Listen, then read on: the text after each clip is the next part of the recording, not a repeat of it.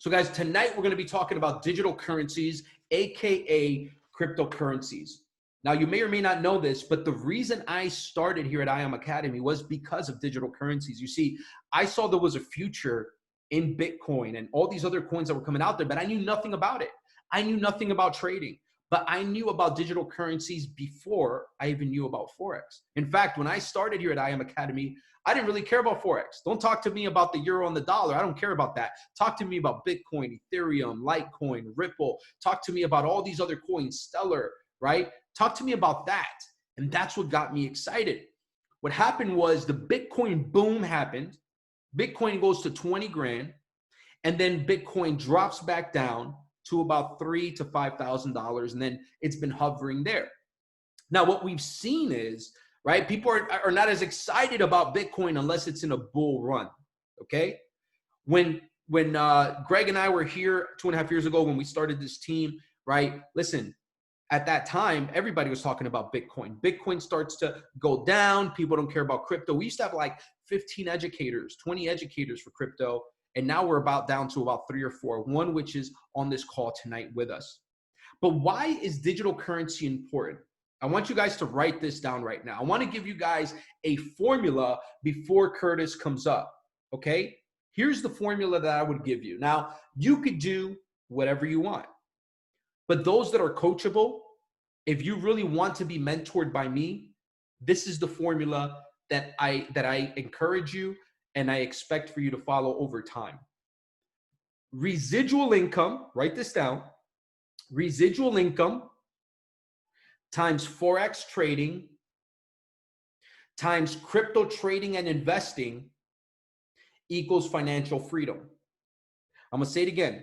Residual income times Forex trading times crypto trading and investing equals financial freedom. Now, why do I say it like this? And by the way, if you want to skip Forex trading, that's cool too. If you just want to focus on digital currencies, I have somebody that got started this week just on digital currencies because she's in Europe. And when she works, it doesn't work with Forex and she loves digital currencies and that's what she's going to do. That's okay too. But if you love Forex, I want you to add digital currencies to the end of that. And why residual income? Listen to this. You build a residual income. Let's just say P1000 to P5000. Now you should go chairman. Where are my people chairman at, right? If you want to go chairman, drop the word chairman in the chat if you're serious about wanting to go chairman. You start creating a residual income and you use that residual income to fund your Forex account. But you also take some of that residual income and you start putting it into digital currencies. Now, digital currencies have the potential to outperform any asset class out there. And Curtis, I'm sure he'll talk about some of that. But you take that residual income, now you fund your Forex account. How do most international brokers receive and send you funds? Who wants to drop it in the chat? How does most international brokers receive and send you funds? Who wants to drop it in the chat? Let's see who will drop it in the chat. When you open up your account to your broker, how do you send them money and how do they send you money most of the time? In Bitcoin. So imagine this. You're creating residual income and you're dropping some funds in your Forex account and you're trading, making money. And you're dropping some money into cryptocurrency, right? 5-10% a week, okay? Then you start making some money trading Forex like DeLorean or HFX, if you guys like that. And when you start taking those withdrawals, you start dropping 5-10% into your digital currency portfolio, and you start building that portfolio out. Guys, again, this is a private call. I will not put this on my public YouTube. This is only for the team. Nick Gomez took $20,000 to $1.2 million in the last cryptocurrency boom. Do you think that if you're smart over the next 6 or 12 months, you can possibly, if we see Bitcoin and the crypto market boom, do you think that you could possibly make for yourself 6 figures? If you think that taking digital currency education can make you 6 figures, I want you to drop 6 figures in the chat box right now, if you believe that. So you start getting some residual income and you start buying some digital currency assets. You trade Forex, you withdraw in Bitcoin, save some of that Bitcoin to the side, right? And I don't want to get into crypto education because I want to let Curtis do his thing. But I want you guys, before he starts, I want you to know how this ties together. This ties together with residual income building this business. This ties together with Forex because most of these brokers pay you in Bitcoin anyways. You start building your crypto portfolio. You know what you have? I was talking to one of our leaders earlier today. You have freedom. Guys, they sell you these little wallets and you can take your cryptocurrency with you in that wallet. It's not necessarily in there, but it's how you protect it. Maybe Curtis will talk about that. If not, I'll talk about it at the end. But you could literally store your digital currencies in a safe place. You could go anywhere on the planet. Nobody can control you. Nobody can find you. You are in control, my friend. Residual income, Forex trading, and digital currencies. Do not miss this. All of the big chairmen, they're investing in digital currencies. Jason Brown, Matt Rosa, they're all investing in digital currencies. Nick Gomez, which you guys have seen here, they're all investing in digital currencies. So they trade on MT4, but they also invest long-term. By the way, you can trade these digital currencies one for another. And listen, this stuff excites me. I'm a nerd for this because this is why I came. But now it's time for me to get out of the way. You know, we've got a gentleman, guys, who's literally taken time out of his busy schedule. He does not have to be here. I want you guys to have your notebooks handy, okay? And I want you to take some good notes because you might hear something today that could change your financial situation forever. I believe that. Now, Curtis Kobane, he's been one of the longest educators here on the cryptocurrency that we've had. I think he was here before Crypto Picasso. I'll let him talk that, but I remember seeing him there, and he's still there. And all these people have come and gone, and he's still here.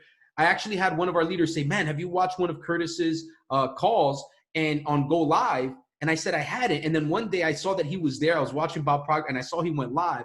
I clicked on it, and I said, yo, this guy's going in. And he was live for like 2 hours, like 2.5 hours. I was like, this dude ain't on here for 45 minutes. He's giving you guys the best of what he's got. Now, by the way, what happens on Friday at 5 p.m. to Forex trading? Somebody put it in the chat. What happens at 5 p.m. Forex trading? What happens on Fridays? Drop it in the chat, somebody. The market closes. Guess what happens? I believe it's at 7 p.m. I'll let him share. Curtis Kobane is on, and you guys can be in these cryptocurrency markets. So guys, pay attention.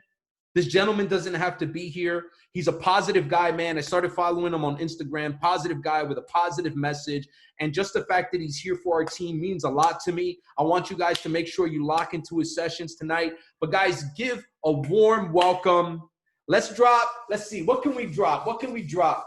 Man, let's drop some 500s because I think my boy Kobane wants to go chairman as well. I don't know. I get that feeling. All right. And I know this team is going chairman. Drop some 500s for my boy, the man, the myth, the legend, Go Live educator, Curtis Kobane. Bro, welcome to the team, man. We're excited to have you. Thank you for being with us.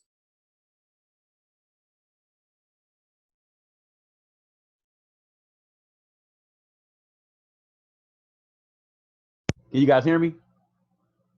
You're good now, bro. There we go. There we go. I was like, bro, listen, you got me over here trying to scream, man. My son trying to lay it down. I'm like, let me hold it down. Let me hold it down. Listen, guys, I am absolutely thrilled to be on this call with you guys tonight. It's about to be crazy. Okay. I want you guys to really understand. I'm about to give you guys some sauce tonight. Everything he was talking about, 100% true. A little bit about me, just to go ahead and kind of set the tone real quick. Born and raised, Detroit, Michigan. I've been trading going on around 6 years now. The thing that got me in trading is actually crazy. I had a scholarship to play basketball at a local college. I'm 6'5" for everybody who doesn't know. I had a scholarship to play basketball at a local college. I was hanging out with some of my friends at a recreation center. We were leaving after, playing a couple games, couple little scrimmage games, and these guys from the parking lot arguing. These guys shot up the entire parking lot, and I caught a bullet to the face. No exaggeration. Bullet went right through, underneath my eye, tore my orbital bone wide open. They had to cut underneath my eye, drill a metal plate in. I have no feeling from here, around, up and through there, like that whole section of my face, nothing. So when I tell you, I know I'm here for a reason, I wake up in gratitude every single day. Trust me. I know everything I do is for absolute purpose. So when I got involved with the company, I was a student, I was like a customer like everybody else, just hungry to learn. I mean, I stayed up day in, day out, day to night, just studying, going hard. Back when I first came in, Christopher Terry was the education. Like all the videos were pretty much just Chris breaking things down for everybody. And he had a video in the back office that was about mindset. And when I tell you, like, every time I think about it, I get emotional. He was screaming and crying on a mic. You couldn't see him, you could just hear him. It was like an audio. He was screaming and crying on a mic. You gotta be hungry. You gotta want it better than anything you ever wanted in your life. You know how Chris be talking, he gets you hyped every time. Listen, I had never heard a millionaire cry before. I had never heard a millionaire scream before. I mean, this dude was going in. This Chris raw, going hard on in paint. You gotta stay up day and night. You gotta know you're the best trader in the world. Nobody could ever take that from you. And I'm like, oh yeah. If he can get me this hype, I'm a dude from Detroit. If he can get me to the point I'm about to cry listening to a dude's voice, I know I need to be doing this. So this is my first day in the company. I'm listening to this dude scream at me. I told everybody in my house, I'm teaching this. I don't care what happens. I don't care what's going on. I have to share this with people because this is super important. And from that day forward, that was my goal. I used to do classes at Tim Hortons, and I was showing people all around the city. The word got out to the company. They were like, well, what exactly, are you doing? They found that I was actually making some money trading too. So they put me on a probationary period. I had to show that I was, having some consistent income with trading. Showed them a few things from my sessions I was doing for different people, and they hired me in. I've been in going on 2 years now. And yeah, like he was saying, man, like, listen, I've been in like when I got involved, when Steve would tell you that when I got involved, there wasn't that many educators on the platform. Like when Picasso came in, I started the same day Picasso hit the platform. Like we've been neck and neck since day one. I love that brother to death. That dude is an absolute creature when it comes to trading. But I have a place in my heart for crypto because I know what it did for me financially, and I know what it can do for everybody else. Now, the things I'm going to show you are, if you have any apprehension about cryptocurrency, all that's about to evaporate tonight. That's going to be done, like instantly done. You're going to have a whole new love and respect for this bad boy. So I want to really make sure that we understand what's going to happen tonight. I'm going to break down some mindset. I'm going to break down some actual facts. Then I'm going to break down charts because I think this is all going to tie in. And I want to make sure I give you guys the same love that I give my personal team because we all want to be chairman, right? I know right now, most of us are chairman on the charts. If not, you're on your way. So what I want to do is make sure I give you guys the right approach. Because if you have the right approach and you can mentally understand where you're at and why you have certain hangups in your trading or why you may be having a difficult time adopting certain thought processes to your trading, this is going to open up all of that for you tonight. I do this for my team every time I have somebody new come in or we reset because I have this thing where I call it my mastermind. Every time I have my mastermind reset and we go through the process over, we go through mindset first and foremost because there's a million strategies that work. That's obvious. But if you don't understand the thought process and the mindset that educator is sharing, you won't be able to have that same kind of success and duplicate those results with the strategy, right? So the first thing I want you guys to do, because I know we got some copious note takers here tonight, okay? The first thing I want you guys to do is I want you to write down the word thoughts, okay? This is super important because when you do this, you're going to realize it's me. The whole time it's been me, right? Sometimes we look at the charts like, oh, it's the market. Oh, it's just this pair. Oh, it's just this strategy. No, it's us. It's always us, all right? First word is thoughts. All right, now I want you to skip 2 lines, make some room between that. And then underneath thoughts, after we skipped a couple lines, I want you to write the word emotion. Okay? After you've written the word emotion, skip a couple lines again, about 2 lines. And then I want you to write the word belief. All right, so far we got thoughts, skip a couple lines, emotion, skip a couple lines, belief, right? Then you skip a couple lines again. And then I want you to write the letters R, put a little period, A, put a little period, and S. Okay, RAS. RAS stands for reticular activating system. You are going to fall in love with that because that's going to keep you extremely conscious of where you are inside of your chairman run, inside of your trading, inside of relationship building, all of it. Okay, because RAS is literally the key that unlocks manifestation. You're gonna wig out when I show you this stuff, guys. Now, underneath RAS, I want you to skip a couple lines, and I want you to write the word confirmation. All right, write the word confirmation. Okie dokie. And then just below that, this is the last word. Skip a couple lines again. And I want you to write the word conviction. Okay? This is powerful. You're going to want to hang this up near your computer when I'm done with you. All right, I'm going to learn you tonight. I'm going to learn you. I don't know who learned you how to spoke. Okay? So from here, when we go back up to thoughts, right? Just below thoughts, I want you to write incoming. All right, put a little equal sign. And then after incoming with the equal sign, write TV, media, advertising, right? News, all those kind of things. All right, TV, media, advertising, news. All right, you put like a little, comma after each word. And then below incoming, I want you to write the word outgoing. All right, another equal sign next to outgoing. And then I want you to write what you choose to focus on. So far, just below thoughts, we have incoming with the equal sign, and TV, media, news with a comma between all of those words. And then just below incoming, we have outgoing with the equal sign. And then you're writing what you choose to focus on.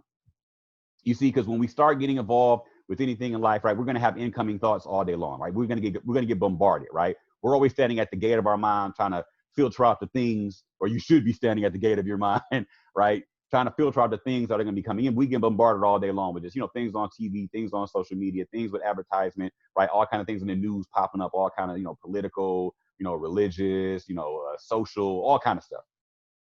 All right. But our outgoing thoughts, right, are what we choose to focus on, right? After we filter through that incoming, our own thoughts start to form, and it's what we choose to focus on. Now, just below that, where we have emotion, right, I want you to write the words charges thoughts with positive or negative responses. All right. Just below emotion, charges thoughts with positive or negative responses. Because now every time we have those incoming thoughts and we're starting to filter out through those media and TV and advertising, and then we get that thought we want to, choose to focus on, our emotion kicks in and we're charging that thought, right? We're giving that thought some power, right? Whether it's positive or negative, right? Charges thoughts with positive or negative responses. All right, because this is the filter that happens. It happens every day with your trading. It happens with relationships. It happens with almost anything we do. Okay. Now, just below that, when we get to belief, I want you to write programs your reticular activating system. All right, and I'm gonna spell reticular for you guys. So just below belief, we're writing programs your reticular activating system. Reticular is RETICULAR.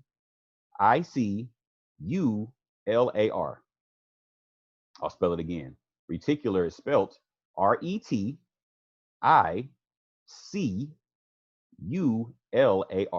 Reticular. And then activating system. You can still activating system, right? So now belief is really important because belief is the first level where we start to actually form a bias. Okay. If like right now, if I said the word Trump, right, your brain just started focusing on that and it just charged you with a negative or a positive response. Just that fast. Just that quick. Just one word, Trump. Negative or positive response is already being charged with that word. Right. And now your belief system is going to kick in, right? So now when we get down to RAS, this is the golden one now, right? We get to RAS, right? Write this down below. RAS creates the mental bias that forces you to look for proof unconsciously. I'll say it again. Creates the mental bias. Bias is just BIAS. So we don't use that word a lot. So people are like, how do you spell bias? All right. Creates the mental bias that forces you to look for proof unconsciously. All right, I'll say it one more time and I'll give you an example of why this is extremely powerful and where we're going to go tonight. Okay. Creates the mental bias that forces you to look for proof unconsciously. Now, some of you guys are all in your room, some of you guys are in the car, whatever it may be. What I want you to do is I want you to look around your environment right now, and I want you to find all the objects around you that are red, right? Look for anything around you that's just red, the color red, anywhere around you, just look for red, find red, anywhere you can in the room, just look at red, okay? You guys have found red, you found a bunch of red stuff, we're good, a lot of red things? Okay, we got all these red objects, awesome. Now, I want you to close your eyes. Keep all the red objects in your mind. Close your eyes. Be serious about it. If you're driving, don't close them. All right? Close your eyes. Now, keep red in your mind. Red in your mind. Red in your mind. Now, with your eyes closed, I want you to think of all the objects in your room that are brown. Take your time. Right? Can't think of that many that's brown? Go ahead and open your eyes and look around now. Right? You probably got a wooden desk. You probably got wooden blades on the ceiling fan. You probably got brown in your boots in the corner somewhere. You probably got, a door that's just made out of wood, whatever it may be, right? You probably got plenty of things around you that may be brown, right? So what essentially happens is your mind is starting to focus on the things that you're already focused on, right? You're looking at red. Let me find red. I got to find red. Your brain cuts off everything else. It cuts off everything else. This is so powerful because once you learn how to trade and you have a strategy, you brainwash yourself to become profitable and you don't even know it, right? Some of you guys don't even understand. When Steve was just going through his introduction and he was talking to you guys, you were looking at his background, right? Everybody was looking at his background. Some of you guys were looking at him, but you guys were watching that background, right? You guys know, if I asked you right now, what was on Steve's little whiteboard on his tripod? Write it in the chat.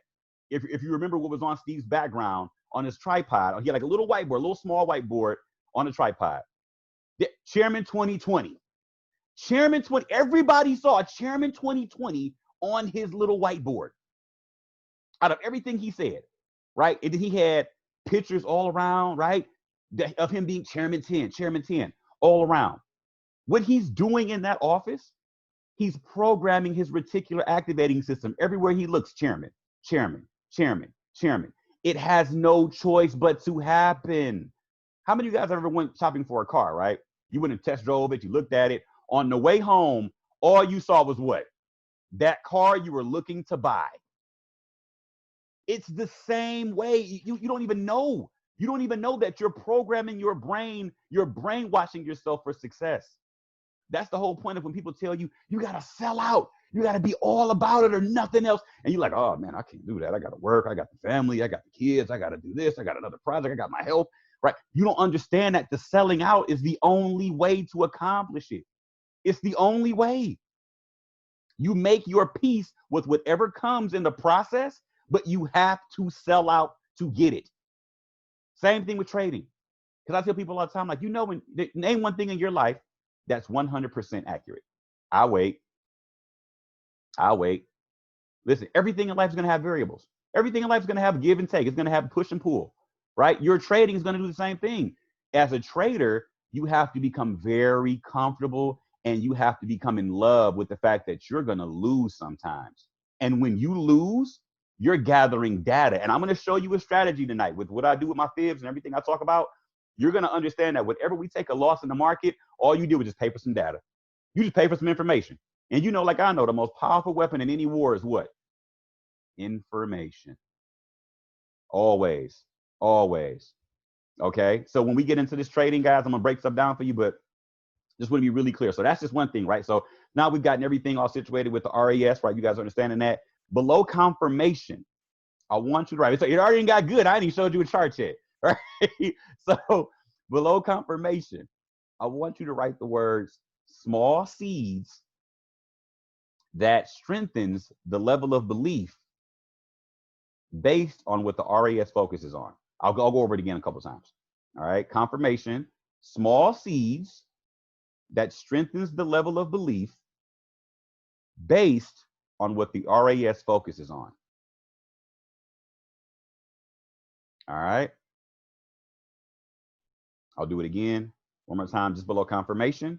Small seeds that strengthens the level of belief based on what the RAS focuses on. All right.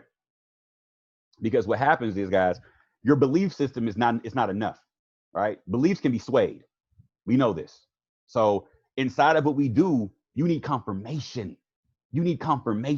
This is when you start seeing things. I'm gonna give you guys an example. Ladies are really gonna understand this. Have you ever been on a date, ladies, and a guy you really like, he's amazing. You can't wait for him to call. You guys text all day. You guys cake on the phone because he's awesome and you love him and you can't wait to see him. And all of a sudden, he does one thing that rubs you the wrong way. And now all of a sudden, you're looking for more things that are bad and another thing that's bad and another thing that's bad. And all of a sudden, there's like this snowball of, oh, he's not all that. Girl, let me tell you, right? All of a sudden, it turns into a completely different situation because now you're building confirmations in the other way. It's that statement that goes, if you're looking for something, you'll find it, right? Except for your keys. We know we can never find our keys. But that scenario is true the world over. Same example with the car, right? When you set your mind, I'm going to get this vehicle, I want this car, you see it everywhere. You guys know if you look at a truck over and over and over on Instagram, or you look at a truck over and over on Google, all of a sudden when you go to the store, you're going to see that truck like 7 times on the way to the store and back. It's crazy. Like, man, and what you tell yourself, that's a sign. I'm about to get it. It's a sign. I'm seeing it too many times. That's mine now. I already know it. Like you manifest it before you even have it. All right. So once again, confirmation, small seeds that strengthen the level of belief based on what the RAS focuses on. All right. Now for conviction, this is the last one. This is where it gets real. Okay. Conviction, just below conviction, I want you to write strongest level of belief that puts you into the law of hypnotic rhythm. I'm going to say that again. Strongest level of belief that puts you into the law of hypnotic rhythm. For some of my Napoleon Hill fans, just right up your alley. You already know hypnotic rhythm goes 2 ways. It can be real good. It can be real bad. Right? When it's the good side, it's called cosmic habit force. But I like just making hypnotic rhythm one of the things that we can just kind of explain in a more simplistic way. All right. I'm a Napoleon Hill junkie. Yeah, there it is, Ray. I already know. I wouldn't the devil. Boom. So when you have an understanding of what conviction does, right? If I came into this chat right now and I said, God isn't good, y'all would look at me like I'm crazy. Like, Steve, why would you bring this crazy person into the chat? Why would you let him come in here? I thought you cared about us, right? All of a sudden, I look crazy because you've seen too many examples in your life that God has showed up. Too many examples that things are like it's just meant to happen, right? Your conviction level has been proven over and over and over and over. What happens inside of our trading, what happens inside of when we're building, you have to start looking and create a bias for the things that you want. If you talk to somebody and they tell you no, you don't get upset and start screaming their job is a scam. All you have to do is no, thank you. You just gave me $10. What do you mean I just gave you $10? Because every time somebody tells me no, I'm that much closer to another person. So I know I gotta get 10 no's to get to my yes. That's $100 right there. Boom, I got my volume up. Now I just got some more volume off of that no. Thank you so much. My volume just went up 10 points. What do you mean? Because out of every 10, I'm gonna get 1. Right? And it just builds and it builds and it builds. And you have to create that conviction. You have to create that bias. You have to create that RAS where you're looking for the things you want. And then as you find it, you look for confirmation. Same thing with trading. When you have a strategy, you don't deviate, because some of you guys can attest to this. Since you've been trading, be honest, we family now. You know, I can come into your house and I can open the refrigerator without asking because we family now. So how many of you guys, right, have started strategies and all of a sudden you have like a couple losses here and there, maybe a day or 2 of losses, and you're like, oh, I can't do this no more. I'm done with the strategy. You throw it away, right? Go ahead and put a 333 in the chat if you've done that before. Like, nope, this one ain't for me. I'm good on this whole setup. I can't even trade this thing no more. Or you go into a session with an educator and they have a bad night. You're like, that guy is horrible, right? You didn't give him a chance. They just have one bad night and all of a sudden you're just throwing this dude in the trash. Whole educator in the garbage, right? Okay. Listen, one thing I just asked you guys earlier, nothing in your life is 100% outside of death and taxes. Okay. Why would you put that kind of pressure on your trading? This is why 95% of people quit or lose all of their money in trading, because patience is a superpower here. Persistence is a superpower here. Discipline is a superpower here. And people hate that D word. They hate that discipline word because they hate that. Why you guys got to talk about discipline? Because discipline is self-love. Will Smith told y'all in that little thing. We all heard it on YouTube before. Discipline is self-love. It gets a bad rap because we think discipline is when you whoop somebody, you tell them to go sit down, right? You get put on punishment. No, it is self-love. You tell yourself, this is more important, so we're going to do that because I care about you, right? And who loves you more than you? I'll wait. Because it should be that way. Nobody should love you more than you love yourself. And you should have so much respect and discipline to do the things like eating right? Going to the gym, all that kind of stuff, right? But when I saw Steve's background, I said, listen, that dude, he's going to be top of the company if he keeps doing what he's doing. It's not a matter of if, it's just when. It's just like the frequency, guys. We talk about vibrating at a high what? I wait. Vibrate at a high what? Put it in the chat. Come on. Vibrate at a high frequency.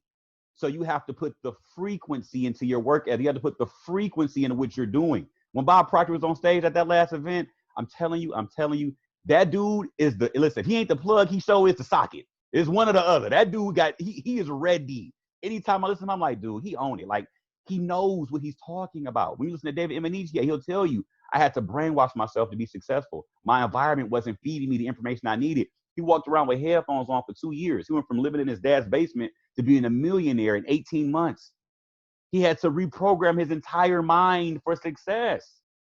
People were around him and felt uncomfortable because all he talked about was manifestation and personal development and initiative and enthusiasm. And they're like, oh man, you out here, pooping rainbows and farting sunshine. I ain't got time for that, Dave. I'm trying to gossip, man. Why you don't want to gossip with me, Dave?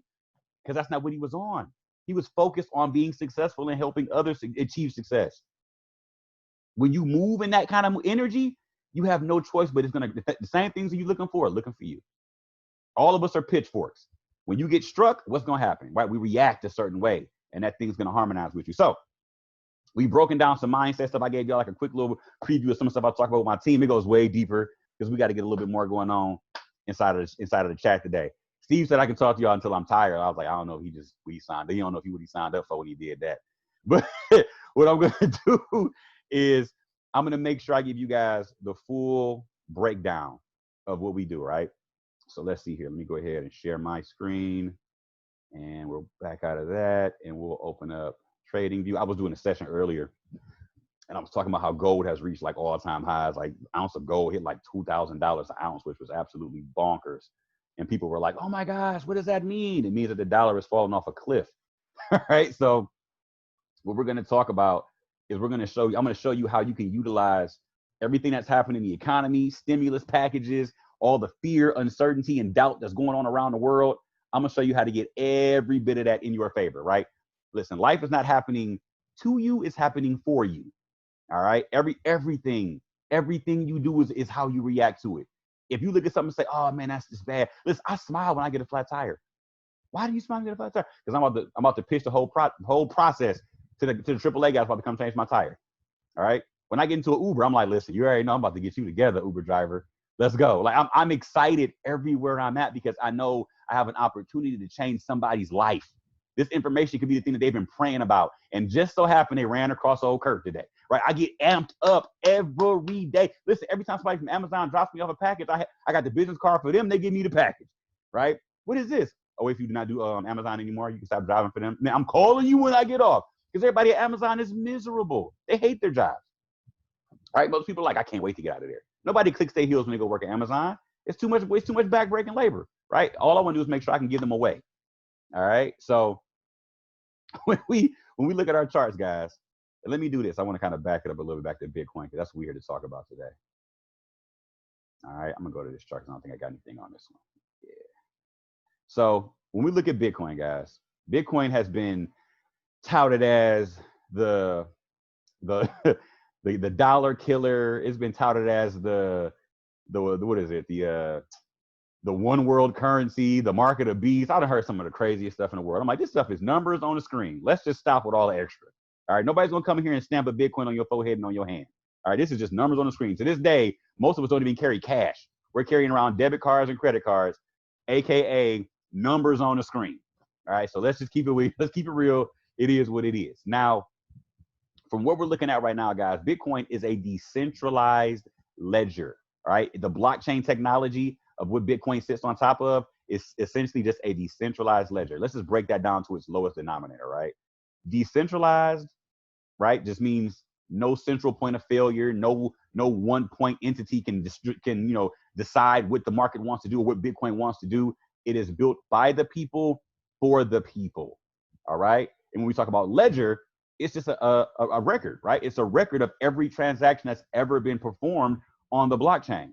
So we have a shared list of transactions that has a transparency level to it like we've never seen before. Because if I asked you to tell me what were the last 100 bank transfers at your bank, you would have no idea what they were or even how to look for it. And then at that same point, you would say, why is that relevant? A, it's relevant because it tells you how much money's flowing through your bank. And B, it's relevant because it lets you know that your money is being used for other purposes outside of being saved.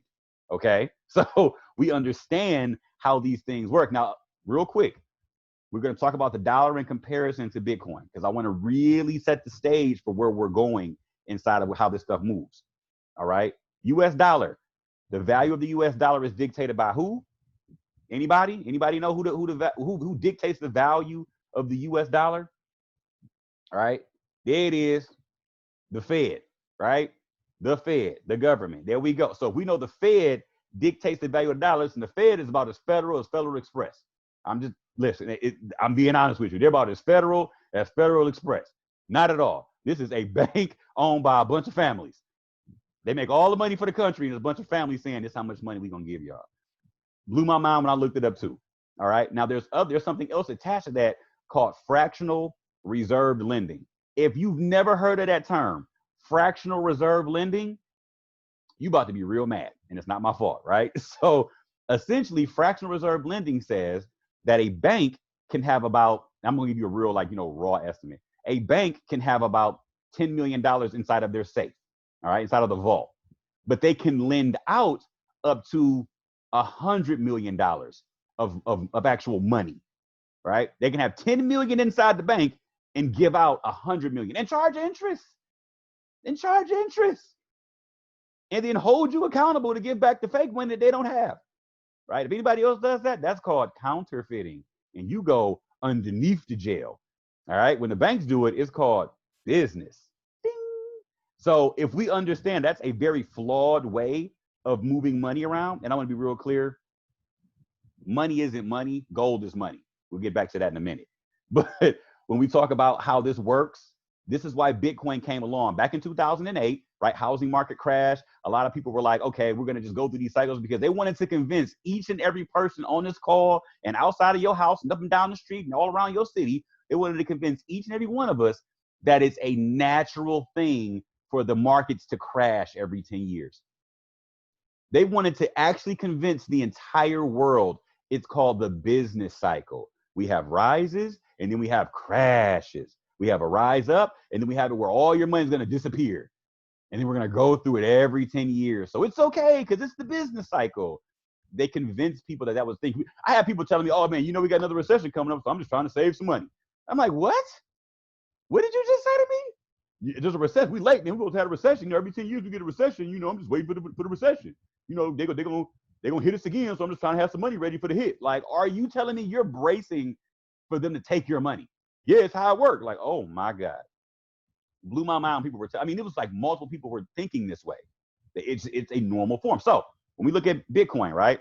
Bitcoin isn't based off of inflation, right? The Fed can print as much money as they want. There's only going to be a max supply of 21 million BTC, guys. That's it. There will never be any more of this. Okay. Very, very, very important. Now, we're currently at 18 million BTC in existence. Now, I'm not telling you we're going to run out of Bitcoin in the next hour or two. That's not how that works either.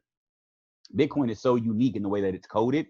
Every 4 years, there's something called the halvening. Okay.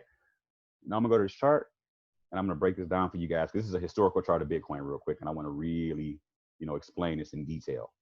So right here, you see these. This is back to when Bitcoin was like a penny. I know everybody was like, sheesh, let me get a 111 if you wish you got Bitcoin when it was a penny. Right? So back when Bitcoin was a penny, right, we see the large run to the upside. We get a drop down, and Bitcoin goes in these cycles. It's almost scripted. You're going to laugh when you see this, because you're going to be like, why didn't anybody tell me this years ago with Bitcoin? Back when I got involved, I was trying to scream this to the rooftops, like, it's scripted. We can all make money together. It's not scary over here. But it was so new, nobody wanted to hear me. So essentially what happens is Bitcoin goes on a nice run up, and then it has the drop off phase, right? And we go through consolidation, growth, and then the last bit of accumulation right here, where this gray area is. This dotted line is called the halvening. Essentially, over here, when Bitcoin was first created, every 10 minutes, there were 50 Bitcoin being created. Think about that. Not every day, not every week, every 10 minutes, there were 50 Bitcoin being created, and they were sharing that 50 Bitcoin with all the miners that were, verifying and confirming transactions on the Bitcoin blockchain, right? This is how Bitcoin come into existence. The miners verify transactions, right? Let's just say there's going to be a sender, a receiver, the actual amount, and a timestamp, right? Those 4 pieces of data gets encrypted. That's why they call this cryptocurrency. It gets encrypted into a big pool of data, and the miners use very complex algorithmic, tools to solve those encrypted, pieces of data. When they find a potential block that may be an actual transaction, right? They verify it. They look for the user. They look for the sender, the receiver, the amount, and the timestamp. They verify it. Boom, gets sent over to another Bitcoin miner. After around 6 different miners see the exact same thing, it gets verified. Boom, gets confirmed. It gets added on to that ledger and becomes a part of the block, right? That's why they call it the blockchain, because they're just listing all the transactions in order when they show up and when they're verified, and it gets added on. So you could literally go back in time on the blockchain and look at every single Bitcoin transaction since the very beginning. Phenomenal, phenomenal technology. Now, from here, when those miners were doing those transactions and earning and, doing that, they were sharing 50 Bitcoin, right? There wasn't that many people mining back then. So they were getting Bitcoin hand over fist back in the day. Listen, I told everybody, if I had an actual time machine, I know what year I'm going to. No hesitation. I'm jumping right back in time. I'm buying up every mining rig known to man, and I'm going to be in somebody's basement sweating and smiling because those things put out a lot of heat. But when you think about all those Bitcoin are being pushed out into the network, 50 Bitcoin being pushed out right here, the Bitcoin halving happened. So now those 50 Bitcoin are being pushed out every 10 minutes, gets cut in half. So it went from 50 Bitcoin to 25 Bitcoin. Now here's the fun part. Think about supply and demand. Simple stuff, real simple rules. Supply represents the actual amount that's circulating. Demand represents how many people want that supply that's circulating. When it went from 50 to 25, the supply went what? Did it go up or did it go down, guys? Let me know in the chat. I want to make sure we all working together now. All right. The supply actually went down, right? There was less Bitcoin flowing. We went from 50 to 25, right? Less Bitcoin being created, less Bitcoin circulating, right? So when the demand ran into that Bitcoin after the halving, we saw price go. Because think about it. Supply is here. It gets lessened. And now what? Demand runs into it, eats it right up, keeps on going, right? So we see supply and demand rules affect Bitcoin. Since we know it's a scarce asset, there will only be 21 million. People wanted to buy it up in droves. After the halving, price shot up, right? And then guess what? It went on another cycle. Tell me if this looks very familiar to you. Drop off, consolidation, growth, accumulation, halving. Wow, this is beyond me.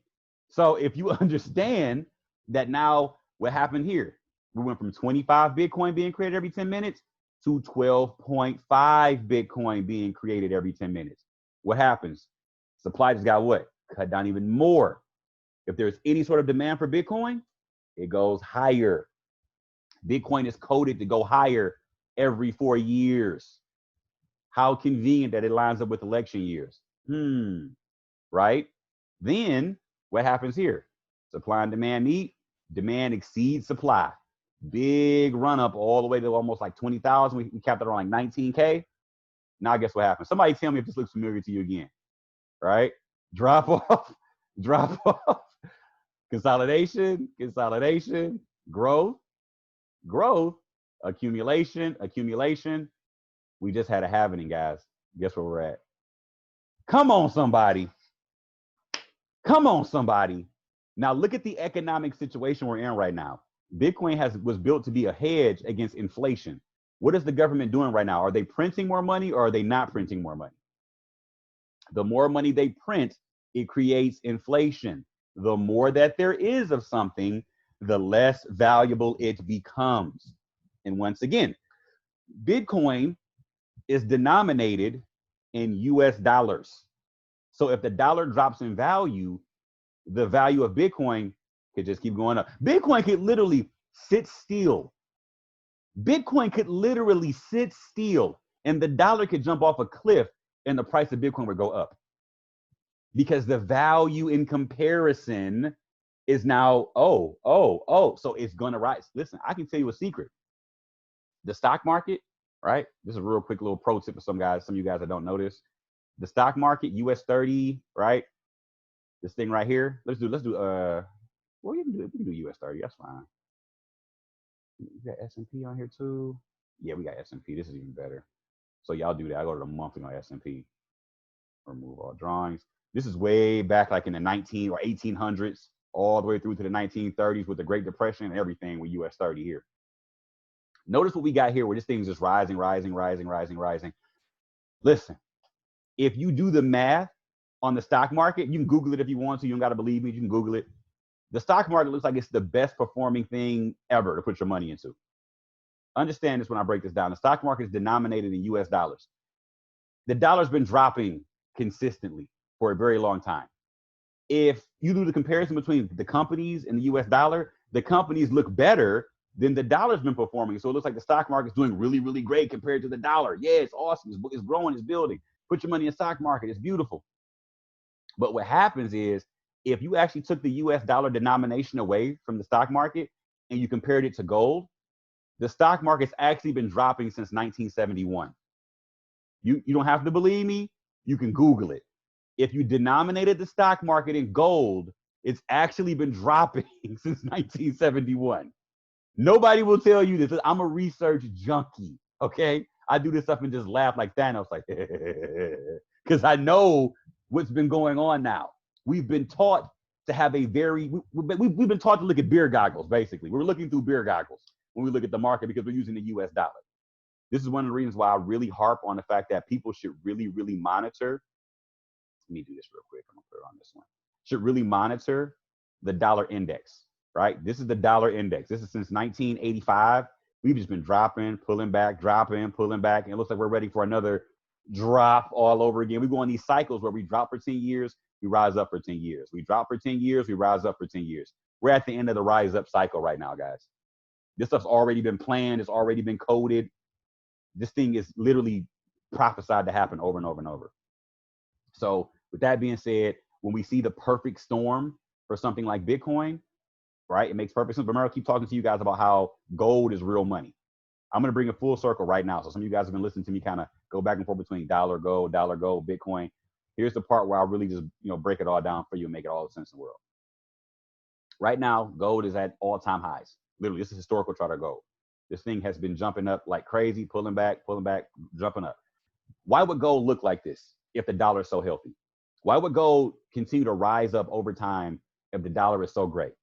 It's because the dollar value in comparison is nothing compared to gold. Gold is real money. Gold is real value. Gold is where everybody puts their wealth.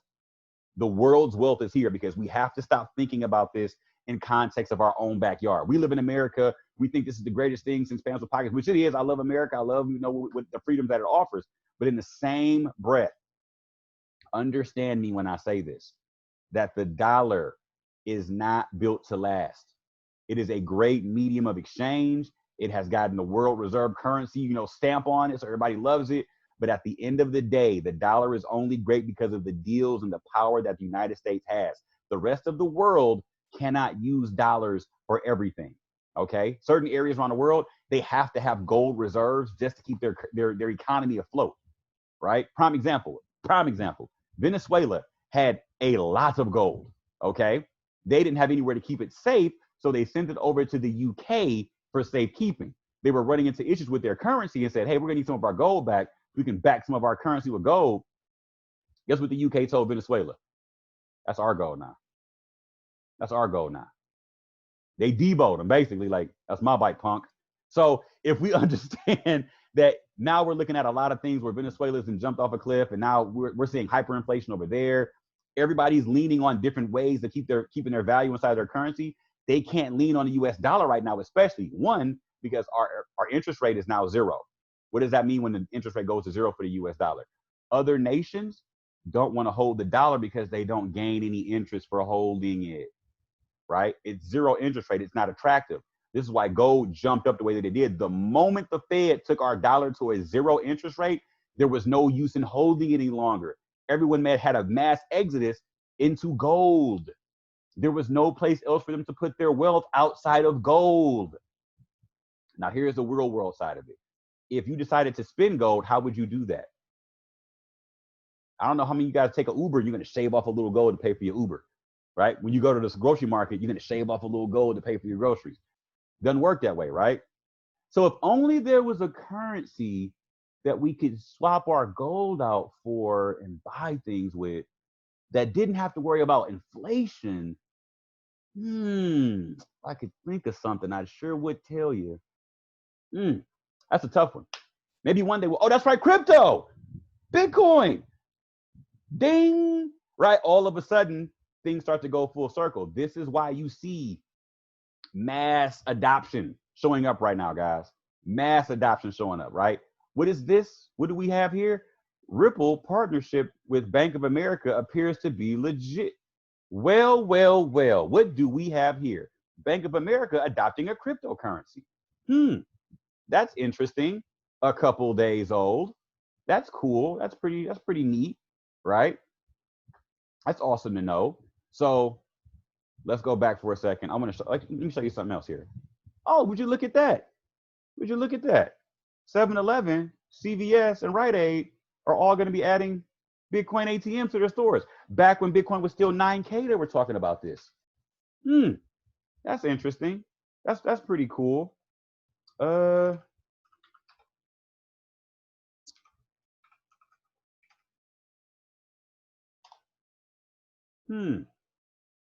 look at that. Who would have thunk it? MasterCard and Visa are making bold moves towards mass crypto adoption. Wow. Who would have thunk it? These people who don't need any help are all leaning into crypto. This is not by mistake. This is not by chance. This is not some sort of, oh, we're so lucky. This is all happening on purpose. And then the final thing that I know a lot of people didn't know about is, let me see here. Oh my goodness. All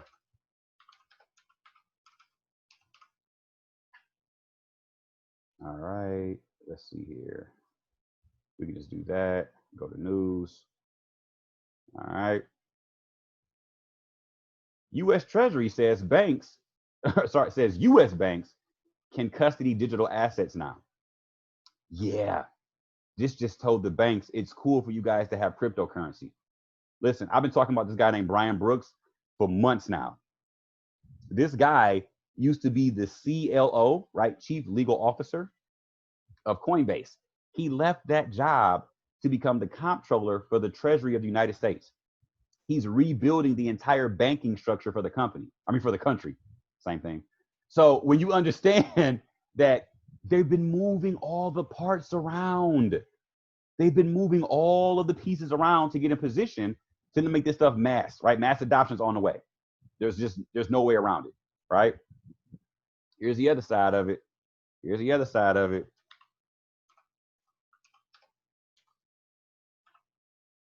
All right. PayPal, crypto, news. All right. PayPal, Paxos Standard Supply. Listen, PayPal, Venmo are reportedly planning to let users buy crypto. Listen, all of this stuff was happening within days. All of these news updates were happening within days. Okay. This stuff is coming, whether you like it now. Listen, PayPal doesn't need any help making money right now. None. It's Cash App as well. There you go, bro. Cash App as well. So we've seen the writing on the walls, right? We've set the stage for the mass adoption of cryptocurrency, right? We've seen the masses run in and all want Bitcoin and all want Ethereum and want all these different projects, right? So when we talk about anything involving cryptocurrency, just understand that it's here, it's coming, it's not going to leave, it's here to stay, right? We got senators getting involved. I wouldn't be shocked that the next stimulus package is broken down in crypto. I would not be shocked. It'd be way easier for them to give it out to everybody. So, and it would just be mass adoption at that point. Everybody would have a crypto wallet instantly at that point. You would have to. So where we are right now, guys, we are having a little bit of pullback in the market, which is absolutely healthy because I wanted this.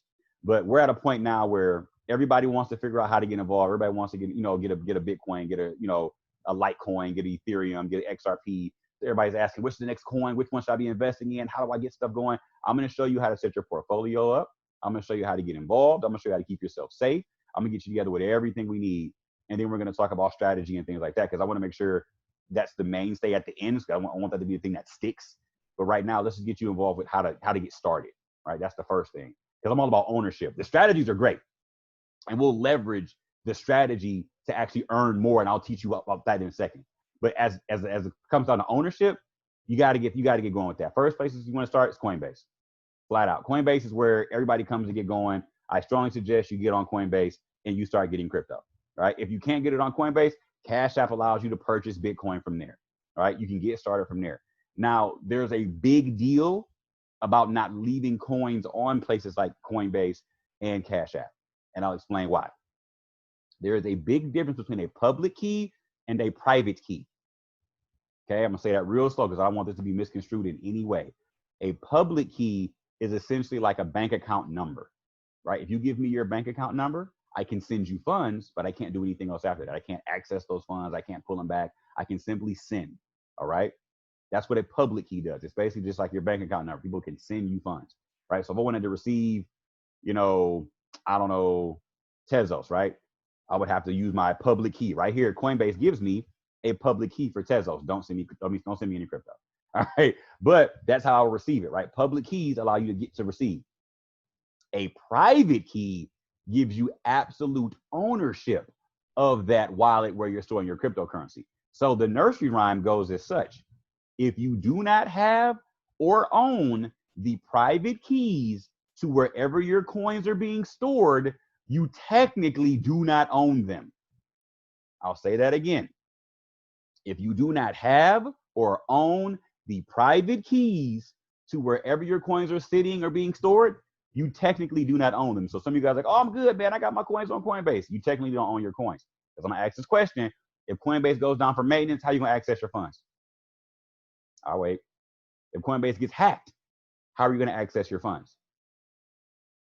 If the government just says, shut it all down, we got to check some stuff out, how are you going to access your funds? Right? If they get DDoS attacked, right? Just somebody attacks the servers. How are you going to get your funds off of Coinbase? Oh, that's right. You can't because you don't have the private keys. You're essentially just along for the ride during the entire situation, right? So it's really important that you get private keys. How do you get private keys, Curtis? Oh, I'm glad you asked. I'll tell you now.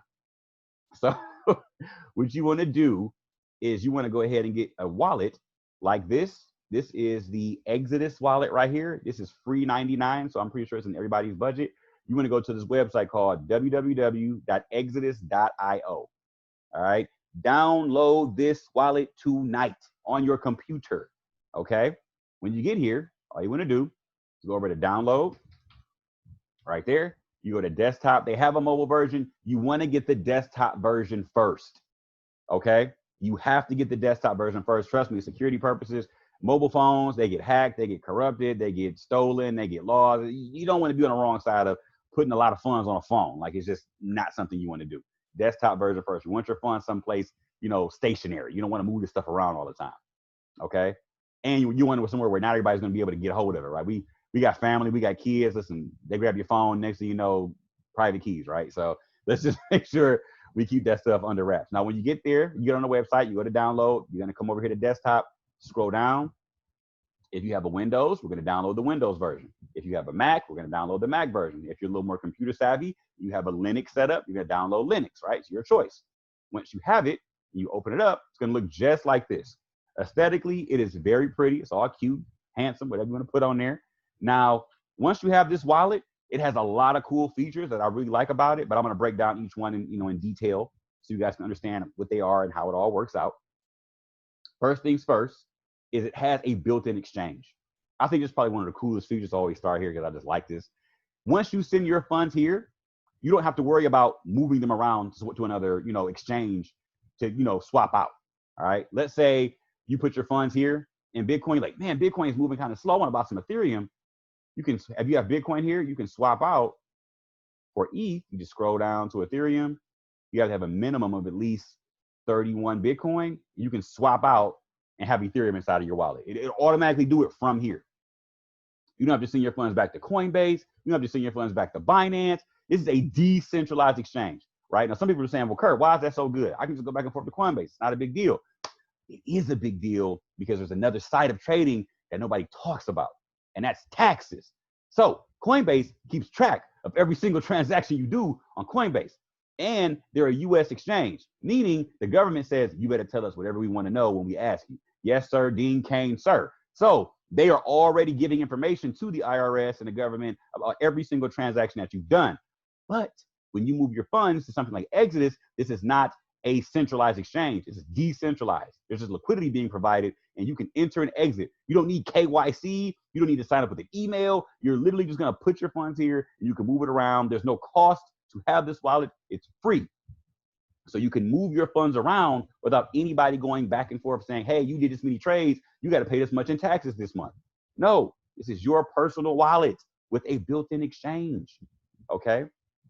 Yeah, so hence KOT to 4. There you go. Hugo's way to Exodus, KOT to Exodus. Exactly. Yep, this is considered what we call a hot wallet because we're going to be using it a lot, right? This is going to be our mainstay.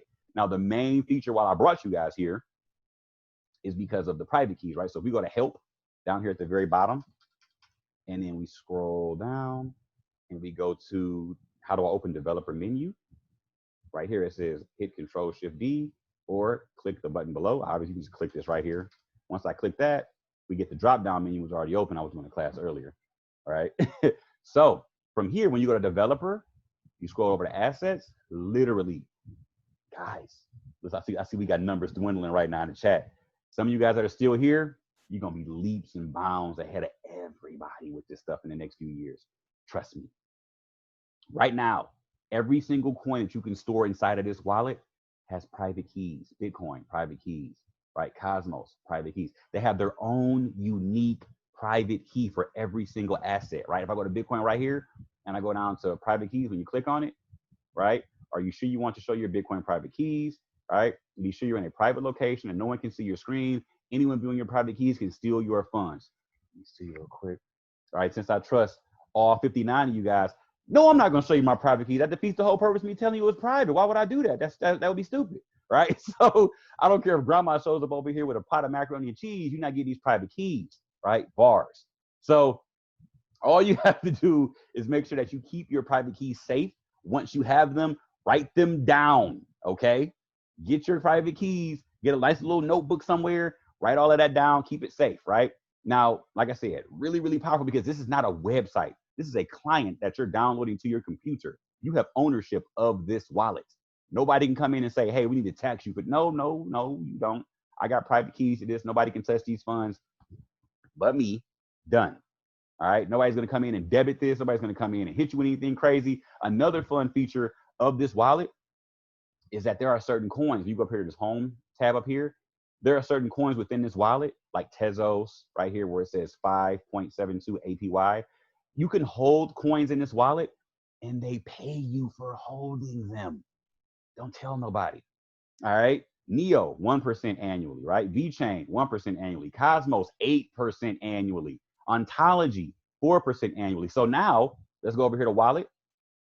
If I go to Tezos, if I go right here where these little 3 dots are for the menu, if I click this and I go to earn rewards, listen, a minimum balance of 1 XTZ is required to begin staking. After 38 days of staking this coin, AKA just holding it in the wallet, you're going to get paid more and more Tezos every 3 days for as long as you keep it in there. I'm going to show you guys a chart of what Tezos looks like right now. Yeah. This thing went from $3 on the 6th to around $4.25 on the 9th, and we pulled back down to $3.75. Right? In my team, we have a little joke. We call it Tezos to you Bezos because I did the comparison. This chart looks exactly like Amazon's chart before it went crazy. So we just keep saying Tezos to you Bezos, Tezos to you Bezos. And then it jumped up. Everybody was like, Bezos! I was like, y'all crazy. But they're all holding right now, earning rewards by simply holding it. Another project in here, right? Cosmos, right? Same thing. Click the little dot, earn rewards, right? A minimum balance of 0.05 Atom is required to begin staking. Just by simply holding, you're going to earn rewards. What does the chart look like for this one? Yeah. So we went from $4 on the 6th all the way up to $5.52 on the 9th, right? These things have been moving, guys. All right. This is a passive way to earn, right? That's one of the biggest things going on right now in the cryptocurrency space is most coins are being switched over from proof of work, which is what Bitcoin does with the miners and verifying transactions, to something called proof of stake. where you're staking your coins, putting them aside and saying, I won't spend these, I'll hold on to these. And by doing so, they're rewarding you with more coins, right? Now, what does that do for the project? Because I want you guys to think about this. If everybody's staking a project, who's selling? Anybody? What does the price look like? Price rises up, stabilizes. Price rises up, stabilizes. Price rises up, stabilizes. Because everybody wants to earn more and more and more. It's a very passive way of earning. This is why stocks that pay dividends typically don't drop, because everybody's just holding them. The cryptocurrency space is going to take a lot of that movement from the stock market. You're going to see mass adoption come in. And you just see some of these prices on some of these coins just jump up like crazy because people in the stock market are reading the writing on the walls and they still want to have a passive source of income. I just showed you guys that some of these projects can yield you 5% annually. If you don't understand what that means, listen, inflation alone is 2 to 3% every year. That's, if your money's sitting in the bank, you're losing 2 to 3% of your spending power every year. The balance will be the same, but price of everything else in the economy has now risen 2 to 3%. This beats inflation. Listen, don't even get me started on Cosmos. Destroys inflation, right?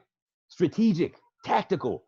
Let's think outside the box, right? Let's have some fun tonight. All right. We're not just talking about getting in and getting out. We're talking about investing, like actually accumulating a bag and becoming wealthy and duplicating that process, right?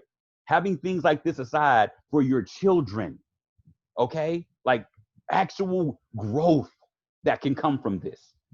This isn't just, oh, I'm gonna put a couple of dollars in the Gerber Life Fund. No, we're gonna put it here and we're gonna be active, right? We're not playing defense no more. We all about that offense. We are here playing like the Golden State Warriors. You're gonna have to score more points, we're gonna win.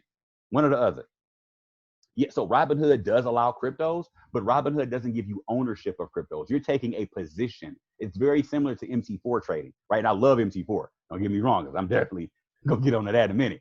But Robinhood gives you the option to have a position. You don't actually own the coins on Robinhood, right? So it's a nice app. I love it what it does with stocks and being able to purchase portions of stocks now and things like that.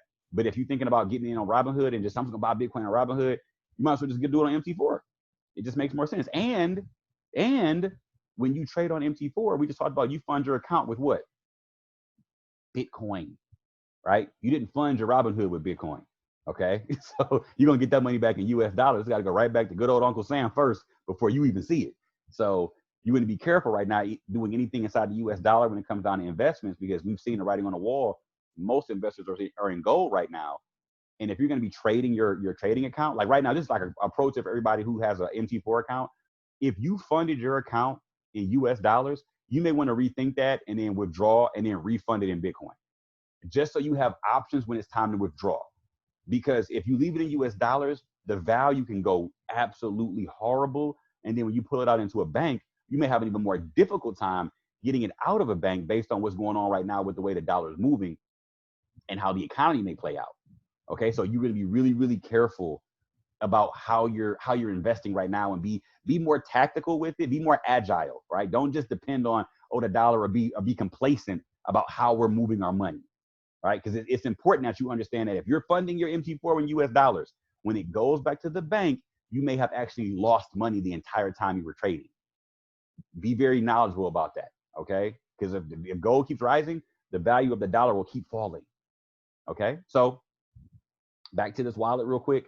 Private keys, awesome sauce. You're going to write them down. You're going to keep them private. Nobody gets to see them. You can do investing in here as well. Different projects are going to be in here that you can, hold on to and stake and earn rewards. There's that built-in exchange, so you can swap out projects willy-nilly if you feel like it. Right? All kind of information that you can really use.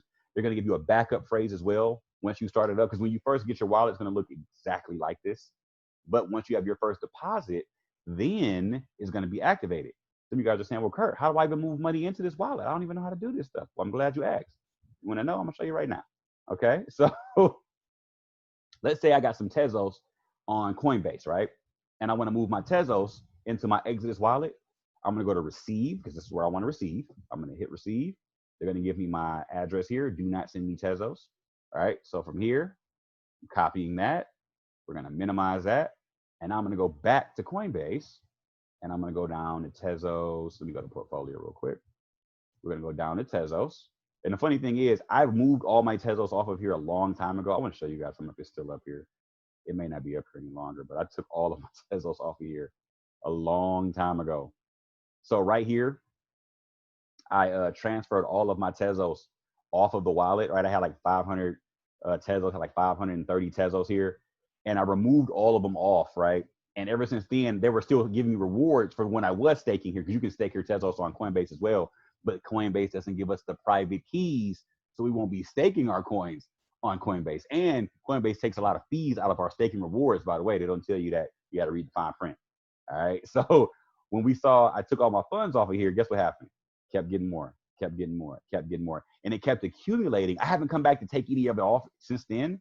So I've still been receiving, right, more and more Tesla. I think I even converted some, right, to something else, I believe, a while back. But yeah. So as you'll see here, I think I still have like 13 bucks worth or 12 bucks worth right now. And it's just been sitting here growing, right? They're giving me a fraction of a coin. I'm not even getting like a full penny worth, but I'm getting a fraction of Tezos. And you'll notice every 3 days, staking rewards, staking rewards, staking rewards, staking rewards, just coming into the wallet. Whether I want it or not, it's going to keep showing up here. And as Tezos rises in price, right, the value goes up and down, right? So the rewards that I'm earning are going to fluctuate based on the Tezos price. So now let's just say, like I said, I want to send my Tezos from Coinbase to my Exodus, right? So I'm going to go to send right here where it says to, where it says enter email or address. We want to use our address. So I'm going to right click, paste, send all, and I'm going to hit send here. And then literally right here, it's going to tell me everything. There's like almost no fees here. This is the address I'm going to send it to, and I can hit send, and it would literally come right from Coinbase and drop directly into my Exodus wallet. Just that fast, just that fast, right? Right in your face, boom. Right, nothing extra, no fuss, no muss. Everything you need right there in front of you. So this is how you move your funds from something like Coinbase to our Exodus hot wallet. Now, here's the thing. Some of you guys' portfolios may start going crazy. I mean, like high 5 figures, getting close to 6 figures, and you're looking at your laptop or your desktop like, I got almost 100K on this computer. I'm not too comfortable with that. This is when we start getting into, diversifying the way we store our actual funds. You're going to need to get a device called a Ledger Nano S, right? Or a Ledger Nano X. I personally am a little more partial to the Ledger Nano S, but this device is going to be considered what we call a cold storage wallet, okay? Because the thing is, Exodus is awesome for doing things back and forth from your broker account back to Exodus, like Steve was saying, or going from your, Coinbase to Exodus or things like that. Right? That's awesome. Right? Same thing when you're taking off of a Cash App back to Exodus, all of that. You want to use Exodus as where you're going to store because you have ownership in your Exodus wallet. But once your portfolio gets too big, you're not going to feel too secure leaving those funds there. Ledger Nano, right? Another thing is this. You cannot purchase this device anywhere else but this website. Very, very important. Do not buy a Ledger Nano S from a third-party site, right? It has to have shopledger.com up here when you purchase this. Flat out. There is no negotiating it. That's it, right? Because if we go down here to Newegg or eBay or OfferUp or America, like, listen. What happens is you'll get this device right here, right? Nice little Ledger Nano right here, Ledger Nano S, flash drive size device. They're going to take this device. They're going to open it up, snatch this little flash drive the size device out of here, right? Look all nice and cute. They're going to move all this out of the way. They're going to get to this little piece in here that has your 24-digit restoration code on there. They're going to copy this, all right? And they're going to put it right back in there nice and neat for you, right? Put all this in. Take the device back.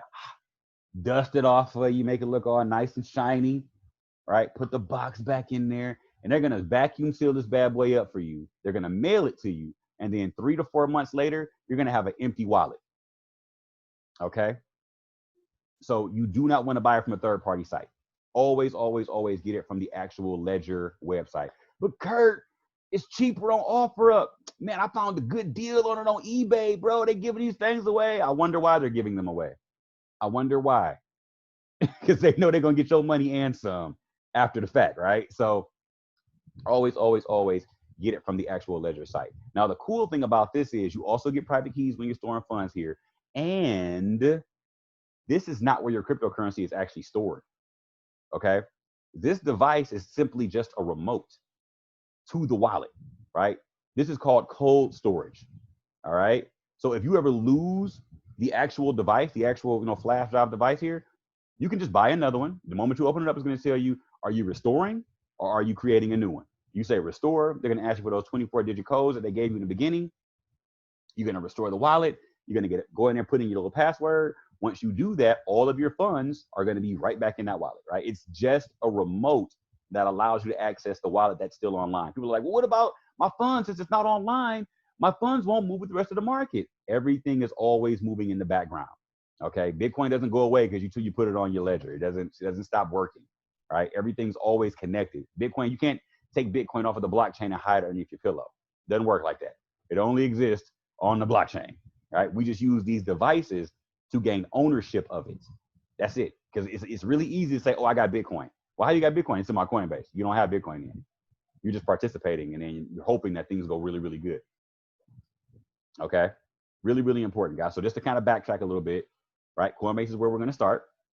Okay. Then from there, once we get our coins, we're going to head right over to Exodus, moving our funds over to our Exodus wallet, right? Keeping everything safe here where we have access to our private keys, right? I looked at Tezos, boom, private keys, all of that. Whatever coins that you're going to be storing in your wallet for an extended period, make sure you write down the private keys for that wallet in a nice little safe, small little notebook somewhere where nobody's going to be able to see it but you, and keep all that information very, very private, right? When you have your first deposit into your Exodus wallet, it will activate. You will have to create a password. You're going to write down that backup phrase, everything they give you. You're going to keep that also in your books, right? Everything here is about having passwords and having things safe and secure, right? Ownership is everything here, guys. Keep that in mind with cryptocurrency. After we're done with our Exodus wallet, then we're going to go ahead and grab ourselves a Ledger Nano S. Okay.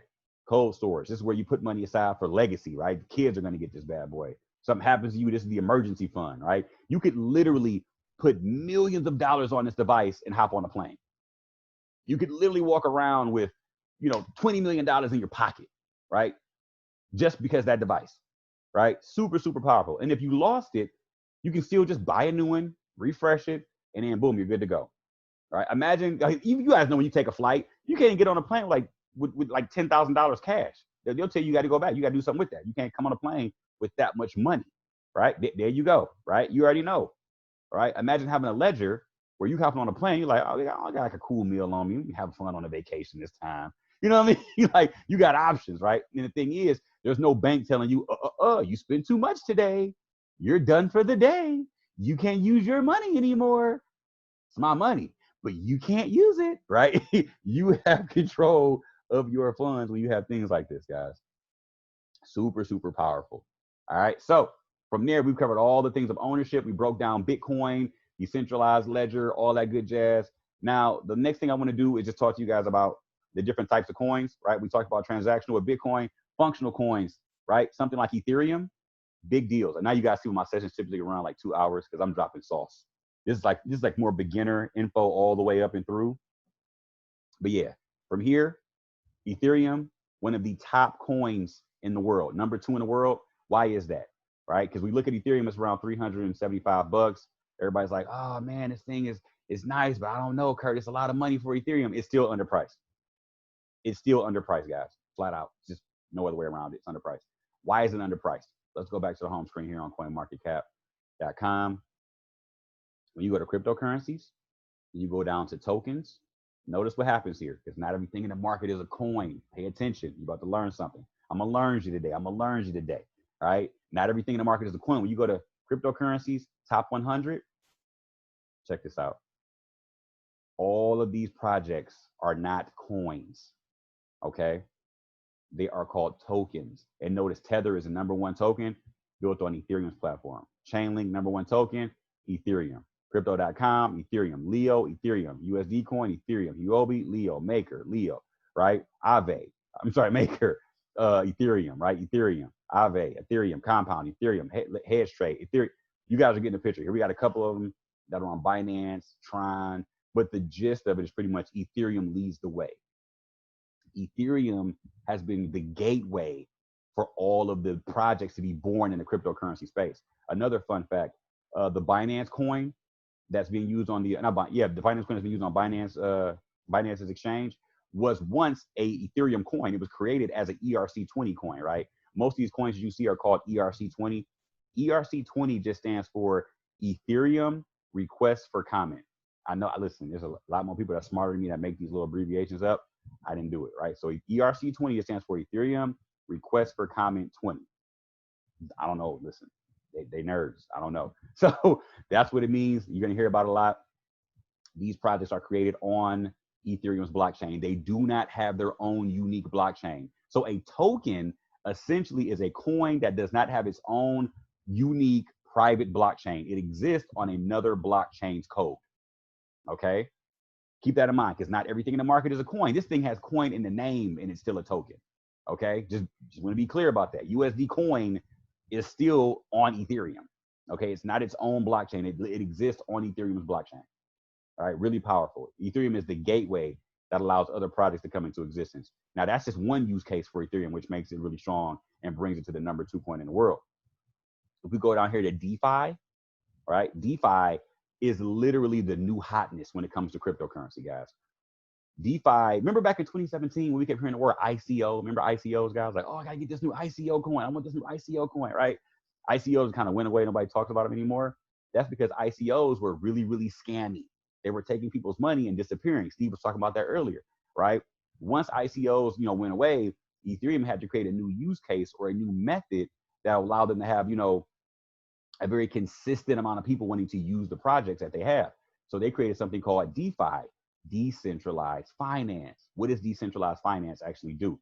Decentralized finance essentially allows anybody around the world to lend or to loan or actually apply for a loan, right, through cryptocurrency, right? Collateralized loans, saying, hey, if you want to get about $1,000 in Ethereum, you're going to need $1,000 in Ethereum, right? So let's say you want to have around, also you want to get $2,000 of Ethereum, you want to have $1,000 of Ethereum actually like in collateral. So you want a $2,000 loan or 2,000 equivalent dollar loan in Ethereum, you're going to need at least $1,000 of Ethereum to put up front, right? So now they'll give you the 2,000, you put the 1,000 up front, and now as prices working and doing what they need to do, they'll tell you, hey, you got to pay back this amount by this time. If not, we're going to take your collateral. We're going to use it for this, and this. If not, blah, blah, blah, and so forth and so forth. So they're giving people who have no access to being banked ways of being banked, right? It's a whole scenario now where they're going to allow people to loan, right, and actually receive cryptocurrencies back, right? DeFi is absolutely going to revolutionize everything. They're taking all the power away from the banks, guys. Everything the banks offer is now being decentralized. We're going to see a complete change. This is why I told you they're scrambling right now to get in crypto. They know this, it's done. That entire fiat experiment is on its last leg. Now notice some of these projects you see over here have crazy charts, like gains like crazy: Compound 30%, Maker 13%, Aave 12%, Synthetic 6%, right? Some of these projects are going to have wild movement, but this is where most of the money is flowing in right now, right? Chainlink is an Oracle solution. It's the #1 DeFi project. What do I mean when I say Oracle solution? This is really unique to what it does too. It essentially takes information from outside of a blockchain and it brings it into a blockchain, because blockchains are very closed off, eco spaces, right? There's not a lot of outside influence inside of a blockchain, right? Everything's pretty much on chain and it just moves based off of transactions and people who are actually coding within the blockchain. Chainlink says, hey, there's some information coming in from a website that could be beneficial to your blockchain. We're going to take that information, recode it, and allow it to come into your blockchain. That revolutionizes most currencies, most cryptocurrencies now, because now they can evolve and scale with new data without having to recreate the blockchain completely or keep creating forks, right? Because a fork is a situation where a coin just splits and it makes an entirely new blockchain with new data attached to it. Chainlink makes things much more efficient, so the use case is ridiculous. This thing went from $4 to $12 in a month. I was screaming people, listen, get this one, get this one, get this one. There's another coin that hasn't jumped yet that's attached to Chainlink. I'm going to tell you guys about it right now. is Kyber Network. Kyber Network is going to be huge. Mark my words. This will be something you'll be talking about next year. You don't know it yet, but you will. You're going to want to buy it. It's like $1.56. This one here works in conjunction with Chainlink. This coin is a liquidity provider, because when decentralized finance starts to hit, there's not going to be, oh, I need to get a loan from so and so and so and so, the banks, the banks, the banks. No, they need liquidity to make sure everything continues to run efficiently. Kyber Network supplies the liquidity and offers a what? Staking platform. Ding. So just for holding it, you're rewarded. And now providing liquidity, every time you buy Kyber, you're going to use your funds to provide liquidity to other decentralized, platforms, and you're going to be incentivized, and they're going to give you rewards for that. Another fun thing about Kyber Network is this: it has the staking, but if I go to their website, check this out. They actually have their very own decentralized exchange, right? Right here, called Swap Tokens, Kyber Swap. Kyber Swap allows you to have full-fledged exchanges right here. Like, I can actually swap Ethereum out for Kyber right now. I can swap it out for DAI, OMG, Power, BAT token, Chainlink, IOST, Engine, Polymath, right? All these different coins in here, Lend, Aave, Rep, right? Ren, Maker. Like, you can literally come in here with Ethereum and have a complete exchange experience within the Kyber network, right? People are going to be using this to move funds around. Because one of the major things that's happening right now is that people are getting away from centralized exchanges like Coinbase and Binance. They're using other exchanges.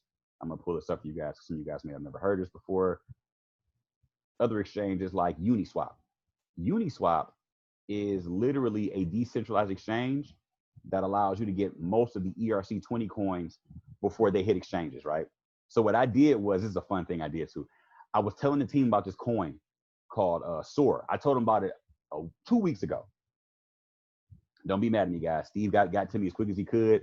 I wasn't able to get this coin to you guys in time, but yeah, let's do this. Let me bag up real quick. I'm going to type in this coin. I want you to see where it went. When I told everybody about this coin called Sora, right? It's too late for it now, by the way. So if you guys are writing it down, it's over. It already happened. All right. Sora was here, right? I was telling people, listen, Sora's going to be huge. You're going to want to get involved with it. This thing's going to make moves. When I told everybody about it, guys, it was literally, where's the price point? It was $5. It was right here when I told everybody about it. It went from $5 to $115. When we were on the session, it was at $115. Listen, you talk about somebody who was smiling. I forgot I bought it. Put it that way. I was telling the team about it, and I forgot I had it in one of my smaller wallets. And when we were on a session, we're like, Kurt, check Sora. Oh my God, I checked my portfolio. Oh my God. I'm like, what are you guys talking about? I go to the website. I'm like, oh my God. Right. I'm tripping because I know I bought a lot of it. So I'm like, oh my God. Like, blew my mind. I had no idea it was going to jump that fast, that soon. I knew it had potential, but it's very new. Right. There's another project that Sora works with that's coming out called Polkadot. Oh, all right. There we go. Polkadot is essentially going to, listen, when I told people about this coin, it was $160, guys. It was like right around here. It was like $160, right around this area. It's already at $345.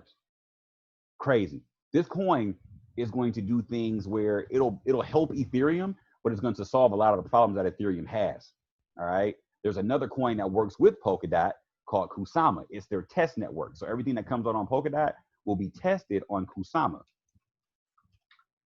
All right. Kusama, I'm telling you, when I told everybody about it, it was $5. It jumped up $13 already. Right. I think it hit a high over here around like $14. But these projects are growing extremely fast, and they're behind the scenes. They all work in conjunction. So with Kusama, Sora, and Polkadot, they're all like these interconnected coins. Now, what I want to do is I'm gonna ask Steve, is it okay if I tell you guys about the coin that Warren Buffett's involved with right now and nobody knows about it? Because I can share it with you guys if you want me to. Okay. So essentially what happened is, I know you guys like, Kurt, this is too much in one session, bro. I just wanted to get in and learn about crypto. You're doing too much. So what I'm going to do is I'm going to take you on this little trip real quick. And You guys are gonna thank me later for it, but then we can get into the strategy right after this. Okay. So this is what I do for my team because I do research like crazy. So I wanted to make sure I can give them all the sauce that they needed to know where this thing was gonna go. Let me see if I can find everything I have for it. Sheesh. I got so many lessons in here, man. I'm trying to weed through all of the stuff I got. Let me see. Let me see. Here we go. I got you. Now we talking. Okay, so when I first started doing the research for this stuff, I was trying to find exactly what I needed to find. There's a company in Arizona, right, called NV Energy, right? Warren Buffett owns this company. Okay, nice, awesome, phenomenal, great, good job, Warren Buffett. That's what you do. Okay, so right here, Warren Buffett is making big bet on solar power, right? The NV Energy, right, Berkshire subsidiary, NV Energy, will be using electrically generated by what is it, 690 megawatt solar energy panel, right? So he's all in on solar right now. Warren Buffett's been looking at energy as the next big thing that he's going to be investing in, right? But okay, that's cool. Good job, Warren Buffett. So then as I'm looking at this stuff, I'm thinking, okay, NVG Energy and Energy Web Foundation and Sparks, Nevada-based blockchains in July 15th, filed an update to the Public Utilities Commission of Nevada regarding a pilot project that would leverage blockchain technology to track portfolio energy credits. AKA, if you're using solar energy and you have an abundance of it, we'll allow you to sell it and you're going to have to earn Energy Web, right? Well, wait a minute. What is Energy Web? Let's back up a little bit. What is Energy Web? Energy Web, right here. I told everybody about Energy Web back when it was around $5, right? Right around here. This thing jumped up the moment I started talking about it. I was like, oh, they found out. So what's happening right now is Warren Buffett is secretly getting involved with energy, but he's allowing his subsidiary to do all the dirty work with the cryptocurrency. Because, you know, he's the one, oh, I think Bitcoin is rat poison squared and blah, blah, blah. Yeah, but you know it's the future. You know it's, come on, Warren. Come on now. Come on now. We're going to have to ask you to leave, Warren. So inside of what we got going on now, right? They have pros, right? POC pilot, right? They're going to utilize blockchain technology, right, to enable smart meter automatically and securely record generated PEC data for Energy Web chain, right? So they're going to use the Energy Web chain to get everything they need. The Ledger company makes the device that's going to be tracking all of the energy that they're going to be moving around, right? From user to sender or seller. So let's say you live in Arizona, you have an abundance of solar energy from your panels on your home. You'll be able to sell them using this device, right? So all of it's going to come full circle with Ledger and Energy Web token, and all of it's going to be a huge partnership down the line. All right. So right now the data is also encrypted where it's gathered and being transmitted for storage, the device I just showed you, preventing it from being altered by anyone who intercepts it, which is closely related to its technology on the Ledger's cryptocurrency wallet, right? We have all this stuff working, right? The energy data is transmitted and recorded by the Energy Web chain. Right? I told you I'm giving you facts. This is not me just making it up. I'm telling you step by step what the research looks like, right? So now these guys right here are in charge of a lot of big energy movements around the world, around the country, I'm sorry. All right, PMJ, Environmental Information Services, right? Subsidiary of PMJ, right? These guys are going to be using Energy Web Foundation and collaborating with them. This will be countrywide, okay? I'm just saying. So with everything I just shared with you guys, let me close all these down real quick. That's one of the reasons why I wanted to kind of just share that with you. So Energy Web token is really, really cool. I believe it's going to have a crazy use case in the future. Do not skip out on this one. They also have some secret partnerships that could potentially work out with Tesla as well. I'm doing more research. I want to make sure I can get everything I need accurate so I can explain it and give it to people in a nice, small, digestible way. So how do you get Energy Web? Well, remember that exchange I just showed you called Uniswap? You can come here and buy it from there as well, right? How would you do that? Well, you're going to download this app, right, called the Coinbase Wallet app. That'll allow you it'll allow you to connect to Uniswap. You're going to deposit some Ethereum inside of that wallet. Then from there, you're going to come down here and you're going to search EWT, right? All right, EWT isn't actually listed. You have to add it to this wallet. How do you do that? Well, if you're on the coin market cap, because I'm going to give you guys a full breakdown. You say, how often are you on Go Live? Every Wednesday and Friday at 9 p.m. Eastern Standard Time. All right, it's 2 hours long typically. As you can see, I got a lot to say. So if you're on coinmarketcap.com and you want to add energy web token to the Uniswap, because it's not typically on there easily, like it's not a default because it's very new, you can go to Explorer. All right, and it'll take you here. I don't think it's going to work out that way. You know what? I'm going to give you guys a flat out easiest way to do it. There's a website called Etherscan. Write this down. This is the inside track. You guys want to be ahead of the curve? I'm giving everything you need to be ahead of the curve. Etherscan, right? Etherscan keeps track of every single transaction done on Ethereum's blockchain. If I want to find the code to add Energy Web token to my Uniswap wallet or Uniswap exchange, I'm just going to type in EWT. Wait a second. Boom. Right here, it just pops up. This contract number, I need that. I'm going to copy this whole thing. Right click, copy. I go back to Uniswap. If you don't have it, you're going to paste that contract number in here and it'll pop right up. There you go. And you can just go, because mine, I already have it here. When you have it, you're going to just click add. You'll put it in there. And then from there, you'll be able to swap out whatever Ethereum you have for some Energy Web token. All right. Just that quick, just that fast. See here, do we need DCX to add this unlock? Yeah, definitely. Yeah, you're definitely going to need the DCX package to see me. They got me behind a paywall, y'all. Let's see here. So I'll be getting the elite package. Thank you very much, man. So just making sure that you guys are able to, participate in some of these projects like this. I told you I was going to take you down a rabbit hole. So now that we've gotten that little nugget out of the way, right? I'm gonna leave that alone. Listen, there's big moves being made behind the scenes, family. I need y'all to know. They've been feeding us this stuff with all this stuff. We got civil unrest, we got the COVID numbers, we got different things going on around the country. We got all the stimulus stuff in the election. There's just distraction after distraction after distraction, and I'm like, dude, they are not talking about none of this stuff on the news. None of this stuff about the money is being talked about. I'm not playing no more. I get it. You don't watch what they say, you watch what they do. And as I got tired of listening. I just started following the breadcrumbs. When you follow the money, you know exactly what's going to happen. They can't hide the money. That's it. So now we know we see the money moving. When I did that research on Warren Buffett, I knew he was investing in that company in Arizona, and that Arizona company had dealings with crypto. That was it. I was like, he found his way in. He found his backdoor way into crypto.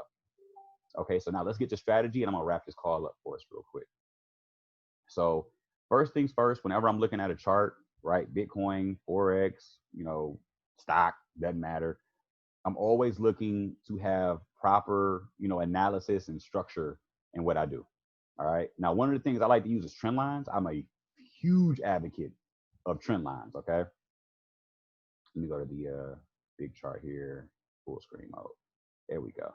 So what I like to do is I'll take, something like this where we have high point, low point, high point, low point. In order for me to draw a trend line, trend lines are absolutely not subjective. All right, I'm gonna say that again. Trend lines are not subjective. If I want to draw a trend line, I need 4 points. I need to have high, low, lower high, lower low. If I don't have this last point here, I cannot draw a trend line, guys. This is super, super big. I know some of you guys are like, Kurt, really? We just went from Warren Buffett to trend lines, bro? Yes. You could ask anybody on my team that knows me. Hey, man, how does Kurt act when y'all talk about trend lines? No exaggeration. I hate the nickname they gave me on my team. They call me the trend line Nazi. I hate it, but I'm really crazy about trend lines. Okay. They get on my head about it all. Like, why are you so crazy about trend lines? Because I know it works. Now, in order to draw my trend line, you want to go from high point to lower high, right? I need A, B, C, D. I know for some reason on TradingView, 0 is a part of the alphabet for some reason. So we go 0, A, B, C. It's kind of weird. But anyway, so whenever I'm drawing my trend line, I need 4 points, because now if this point hasn't made a low, right, made a lower low from here, right, if this level here is not closing lower than this, I cannot draw my trend line. The moment a candle closes lower, I'm trending. If price is stuck above here, I just got one leg that made a move. I'm not actually trending. It's just one big move down. Okay, so inside of what I talk about, when I'm looking at a setup, I need to see something like this, right? This kind of stuff right here. Right. Once that happens, I know I'm trending. I can draw my trend line now. I'll get the ray tool and I go from high point down to lower high here. Boom. Simplistic, done. Awesome. Right. Notice what we got right here. Prices high, low, lower high. The moment price made a lower low with this candle here, all of this was valid because why do I need to go back to this level?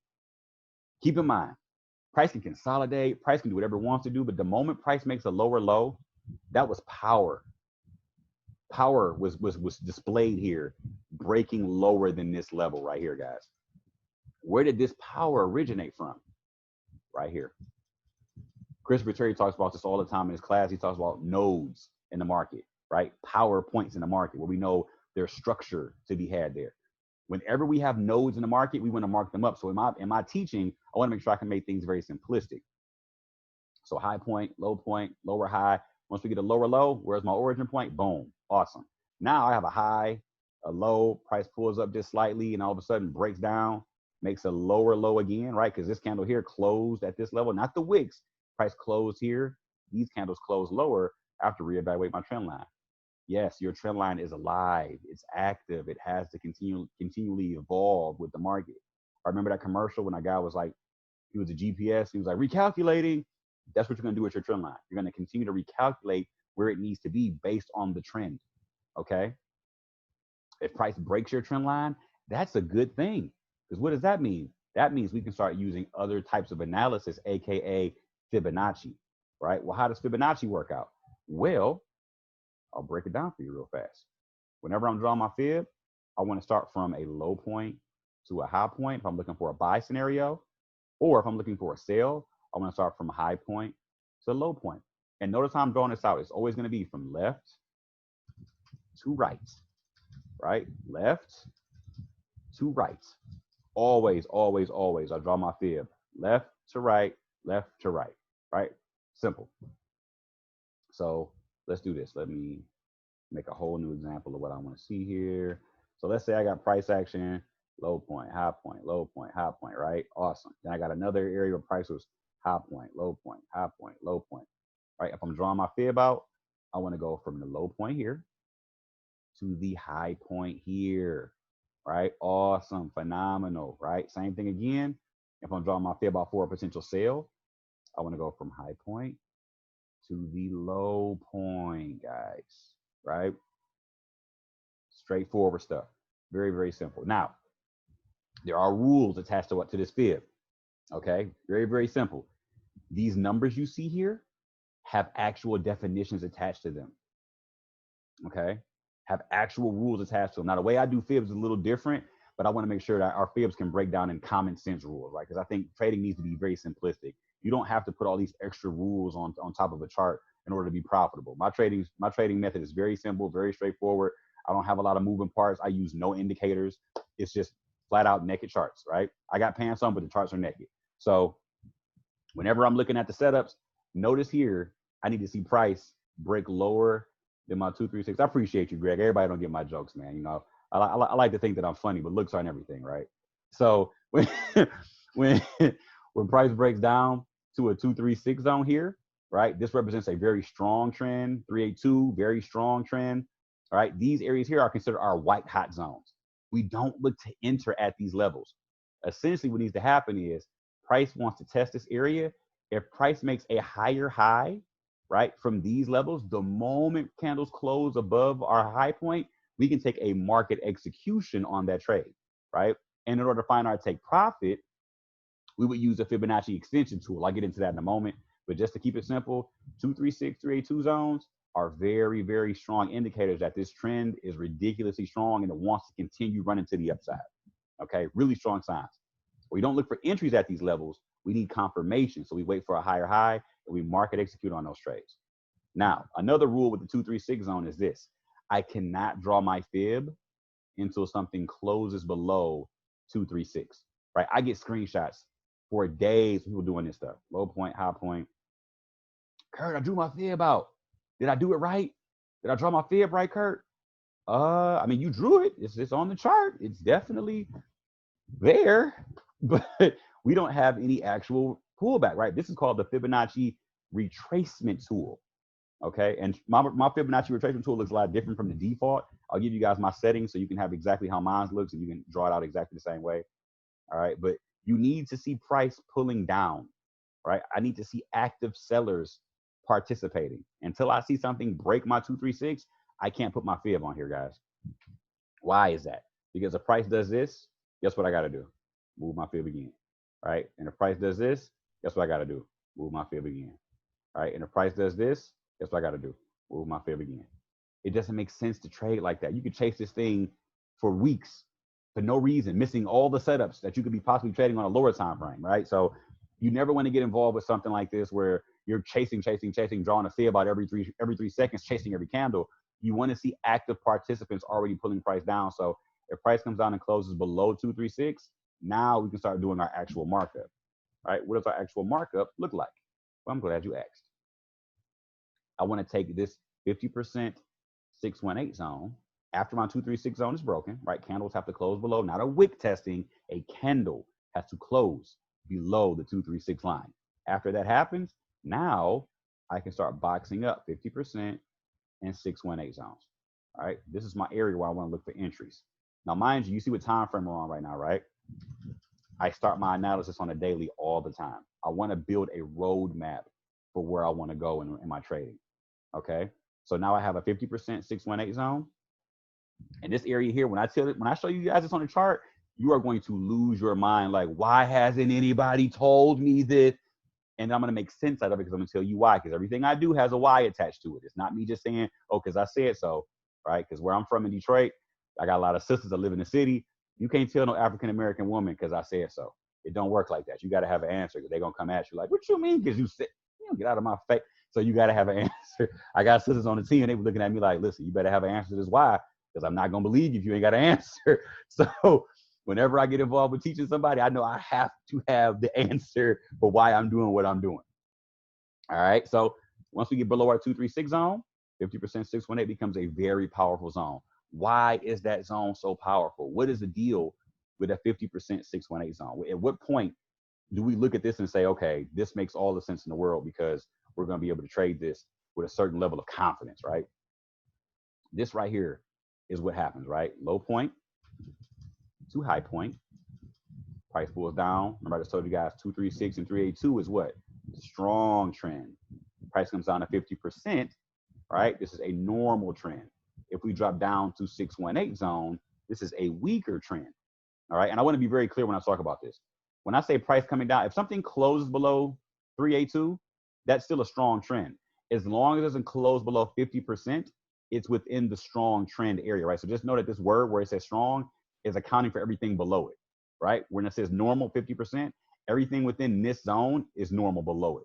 When we talk about weak, anything closing below 618 is considered weak, right? And think about that. If price makes a big run up and all of a sudden the sellers are pushing down, and they wipe out over 50%, they wipe out almost 60% of what the buyers have created. Those sellers have pretty much erased that. That's a sign that the trend is weakening. We may not get a higher high. Price may jump back up from here. But our mind now is saying, price may turn around at these levels. I want to be very cautious inside of this buy scenario and start looking for a potential sale setup now because I don't want to get caught on the wrong side of a trend changing, right? We may get a double top, price drops down. So it gives you a very strong way of gauging what the market is trying to communicate to you. Like, because all trading is just deciphering a foreign language, right? You're learning what the market's doing. You're going to be able to break down the communication that it's showing. Like, oh, it's telling me that the trend's weakening. It's telling me that the trend's strengthening. It's telling me that we can get in and get out of these positions at certain levels. But I want you guys to pay attention to something here in the way this is worded. Because for me, I'm old school. I'm Sesame Street kid, right? One of these things is not like the other. One of these things doesn't belong. So when I saw this, I had a bit of an aha moment. And I kind of was like, ooh, I get it now. Because think about it. Strong, it's great. Medium, and then we got weak. Okay, so when you go shopping and you look at hot sauce, how many times have you purchased hot sauce and it said normal hot sauce? Don't work that way. It's like medium, right? The word medium would make sense here. Because when you hear the word normal, what does that tell you guys? Like, I want to ask you guys in the chat. When you hear the word normal, what does that say to you? When you hear the word normal, does it mean like typical, right? Average, right? More times than not, right? So you're telling me that in a trending market, this is the normal place that price likes to retrace to before it makes another move back to the upside. Come on, man, don't do that. You can't tell me it's that simple. There's no way it works like that. When I get on this chart, you guys are going to be floored. Okay. So now the other scenario is this. When I'm marking this up, that's the first place I put it in my zone. Once the 236 zone is broken, 50% 618 for potential buys. I'm also going to box up 786, 886 zones for potential supply and demand zones. Now, these areas are extremely powerful when it comes down to structure. 786, 886 zones are going to be some of the best trades you're ever going to take in your life when it comes down to risk reward. I'm just giving you the real, because remember I just told you with our trend line example, whenever we see price make a lower low or something like that, we want to go back up to the origin of where it began. Right here, right? There was a lot of power stored at this level. Just like at the very peak, there was a lot of power stored at this level. And same thing here, a lot of power stored at this level and this level, right? The creation of the move originates somewhere, and there's power stored there in the market. So typically, whenever the market's making a big move up like this, if it comes back down this low, we know all the power that created this is where? Down near the bottom. So we can get really quick bounces from this level and then think about risk reward, right? Stop loss probably goes just below the low here at these levels. And now you're looking at setups where your risk could be minuscule, right? My bad. Make that back. Purple, make this red real quick. Right? Minuscule risk, but your reward could be ridiculous, right? Because we're talking about levels from here that can run all the way up, right? We can see crazy gains back up to a completely another distance. So maybe 2-to-1, 3-to-1, right? In our trading, it's all about risk reward. It's all about understanding how the market flows, right? So in a trending market, this is awesome. I know you guys are probably saying this is too good to be true, and it absolutely is, because this only typically works, or it works extremely well in higher percentages in a trending market, right? When we're running from low, high, low, high, low, high, right? Or high, low, high, low. When it's trending to the upside or downside, we have a lot of success with this method. In a consolidating market, I'll break this down for you guys as well. We're only going to trade the 786, 886 zones, right? We only want to trade the edges. Why do we only want to trade the edges? I'll break this down for you guys in very simplistic form so you can see where I'm going with it, and you can follow the whole, beat of my drum here. So if I worked at a trading floor, right, and I would tell you guys, I know where all the orders are because they come to me. Like I'm putting them in, I'm calling them in. So I know, JP Morgan just gave me a bunch of buy orders at 10, and I know that Citibank gave me a bunch of sell orders at 80. So now I have a bunch of retail traders and hedge funds participating in the middle where all the trading activity is. But on the edges here, there's very low activity. Why is there very low activity on the edges? Because big money doesn't stay at one place for a long time. It can force price to do what? Move, right? It can force price to react. So we know where there's little price action, that's where all the best trades are, aka tops, bottoms, right? We don't want to get caught trading at the wrong zones. So in consolidation areas, we want to make sure we can see those areas and make clean sense out of it. So when you're looking at a chart, you shouldn't see this. You should see this, right? Big sellers at the top, big buyers at the bottom. A lot of supply up here, a lot of demand down here. Okay, over and over and over. That's what your eyes should be training your mind, right? Your RAS should be getting trained to see the market like this. I do this with my team every week, guys. This is what we do. This is what we do. We break this stuff down because I got to brainwash you for success, right? So inside of what we got going on here, I'm gonna get on the chart and I'm gonna show you example after example after example of how this stuff works when you use your fibs the right way. Now remember, in a trending market, 50% 618 zones are what we're gonna be looking for. Okay. So right now we're trending, right? Looks good, looks nice. Let's take our fib, high point, down to the low point here. All right, I'm gonna box this up. Where do I want to see potential sellers show up? 50% 618 zone. Come on now. Don't make it that easy, Bitcoin. That was too easy. Okay, let's just try one more time. Let's just try this last high point then. Maybe it's different from here.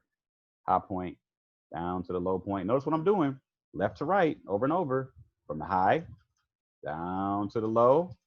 So now when price starts to move back up, where's the first place someone look for sellers to show up? 50% 618 zone. Okay. Come on now, Bitcoin. That's not fair. That's not nice. Don't do that. You're making me look bad in front of my friends now. right? High point down to the low point here, right? It's going from high down to the lowest closing candle, connecting to that wick, right? Where's my zone? I want to look for trades for sales, 50%, 618 zone. Come on, Bitcoin. Really? Really is what we're going to do? This is not, okay.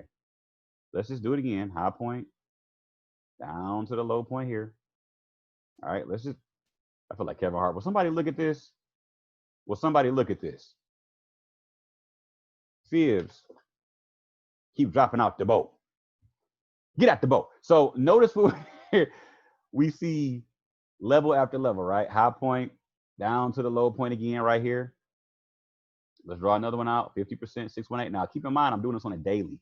This is giving me my roadmap of where to start looking for potential sales to take place over and over. This was back when nobody said there was money to be made in Bitcoin. I was on my session, guys. In 2018. It was me and 12 people every Wednesday, every Friday. Nobody came over to my session. 12 people. Those 12 people are ridiculously happy right now. They rode every one of these trades with me to the downside over and over and over and over again. Okay. And then when this one happened, I just got a bunch of DMs of people crying in my inbox, like, Curtis, oh my God, you understand? I'm like, I understand wholeheartedly. I definitely understand. You just made a whole lot of money in a bunch of trades that you've been holding on to for a while. And none of your stop losses were hit. And then when price got down here, I told them, guess what, guys? We're going to make money again. What do you mean it's done dropping? How do you know it's done dropping, Kurt? Because I'm keeping track of where the money's going, guys. I did a study and I wanted to see how much it costs to mine Bitcoin in certain areas around the world. Most of the Bitcoin mining that's done around the world, guys, is done in China. Guess how much it costs to mine one Bitcoin in China, guys? $3,172. Guess what price dropped down to? Anybody want to tell me what this price is right here? 3,000 or 3,200. Let me see. It's my mouse right on the wick. 3,210. Okay. Okay. This is where we start seeing everything turn around from this level. And I said, okay, we're going to trade it like we normally trade it, guys. We're going to just simply mark up our zone. We're going to box everything up. And now guess what happens when I use the fib? Because you're going to laugh when I put the fib on here. All right. Low point to the high point here. I'm gonna box up my zone of demand. I told you we don't trade 50% 618 in consolidating markets, right? We only trade what? We only trade the 786, 886, right? Areas of supply, areas of demand. So now, excuse me, open this up a little more, spread it out. So now we got our demand zone, right? Low point to high point. Let's get our supply zone too, right? Makes sense. So high point down to the low point here. All I'm doing it in front of you because maybe you believe me. If I show you in front of you, high point to the low point, and I'm going to box this up to 786, 886. All right, let's clean these up just a little bit. There we go. So now, check it out. We came down, high point, or low point to high point. Price did what? Came down to our area. This zone was here. The moment this low to high was created, this zone was waiting here for us for weeks. Weeks. Took the buy. Price come to this level here. This zone here was waiting for us for weeks, right? This is not an indicator. This is proactive. You know where the big money is waiting. We got sellers pushing price back down, but all of a sudden we came back up and we spent a lot of time over and over and over. When we broke into the zone and spent too much time in here, notice how price broke out of here, right? Because think about it. I want you to understand how supply and demand works. I think somebody's going to have an aha moment tonight, right? When price is testing these zones, everything we see in the market is just orders being filled, guys. That's it. So when price came up here, what happened? We filled some sell orders, right? Boom, filled some more sell orders, right? Came back, filled some more sell orders, tested again, filled some more sell orders. When we came back the last time, if there's no more sell orders, what other orders are there left, right? Buy orders. Boom, breakout, crazy run to the upside, right? The same thing that happened back there happened right here, guys. I'm gonna box it up for you so you can see it for yourself. I told my team we got one last buy opportunity. My entire team is still holding a buy for Bitcoin at 9K. Low point, high point, right here. I put this trade in the pip talk as well. So if anybody who was in my pip talk would have got this trade too. Boom, right? Last zone. Then I did it again from the high point here down to the lowest point here because I'm looking at this wick right there. And I boxed it all up. Kept it simple, right? Trading should be very simple and very straightforward. It doesn't have to be complicated and all these extra crazy things we got to do. Like make trading something where you can just sit down, look at your chart, and you know where the zones are, right? We weren't trending, so I had to box this up. Notice what happened. Very similar to what we saw down here, right? Price finally broke out, big move up. We were consolidating, had our last buy right here at 9,000. I'm still holding on. I got so many positions right here. It's not even funny on MT4, right? We bought it up. The moment I saw this candle, I said, guys, we're gone. We're not coming back to 9K ever again. What do you mean? I'm like, you're never going to see a $9,000 on the dot Bitcoin. We may test maybe high nines, but we're not coming back down to $9,000 again. It's done. Best case scenario, we come back down to these levels around 10,000. We bounce off of the zone that was once supply and becomes demand. And even then, it's not likely. Price does this, guys. It breaks out, it pulls back, it consolidates for a little bit, then it breaks out again, then it pulls back, then it breaks out again. We're just in the first pullback, guys. We're like in the first pullback. Remember the second pullback. I'm sorry. We had the first one, we pulled back. The second one, we pulled back. Listen, once we get back above this area around 12,000, it's over. We're going to run straight to like 15K. It's going to be a done deal. Listen, one pullback, two pullback. After that, gone. Absolutely gone. And then we're going to rest again, go through some consolidation, and we're going to take off all over again. This is the natural ebb and flow of Bitcoin. Okay? Now listen, I can go through the full breakdown for you, and I can show you what it looks like if some of you guys want to see it. Right? This high point here, all the way down to this low point here. You want to see it and know why we're stuck here? Supply, guys. I can't make this stuff up. You see it in front of you. This is where we are. I can trade this with absolute confidence, knowing we're going to break into this zone. We're going to bounce around for a while. And the moment we close above this 12,800 area, it's gone. Listen, you ever seen Gone in 60 Seconds when you hit that go, baby, go button? Gone. Okay? So, and this is one of the reasons why I've been telling people, I don't want to see you guys rushing to buy Bitcoin with your exchanges right now. Hear me out. Hear me out. I know it sounds counterproductive. Like, bro, you just told me to get Bitcoin. You told me to get crypto.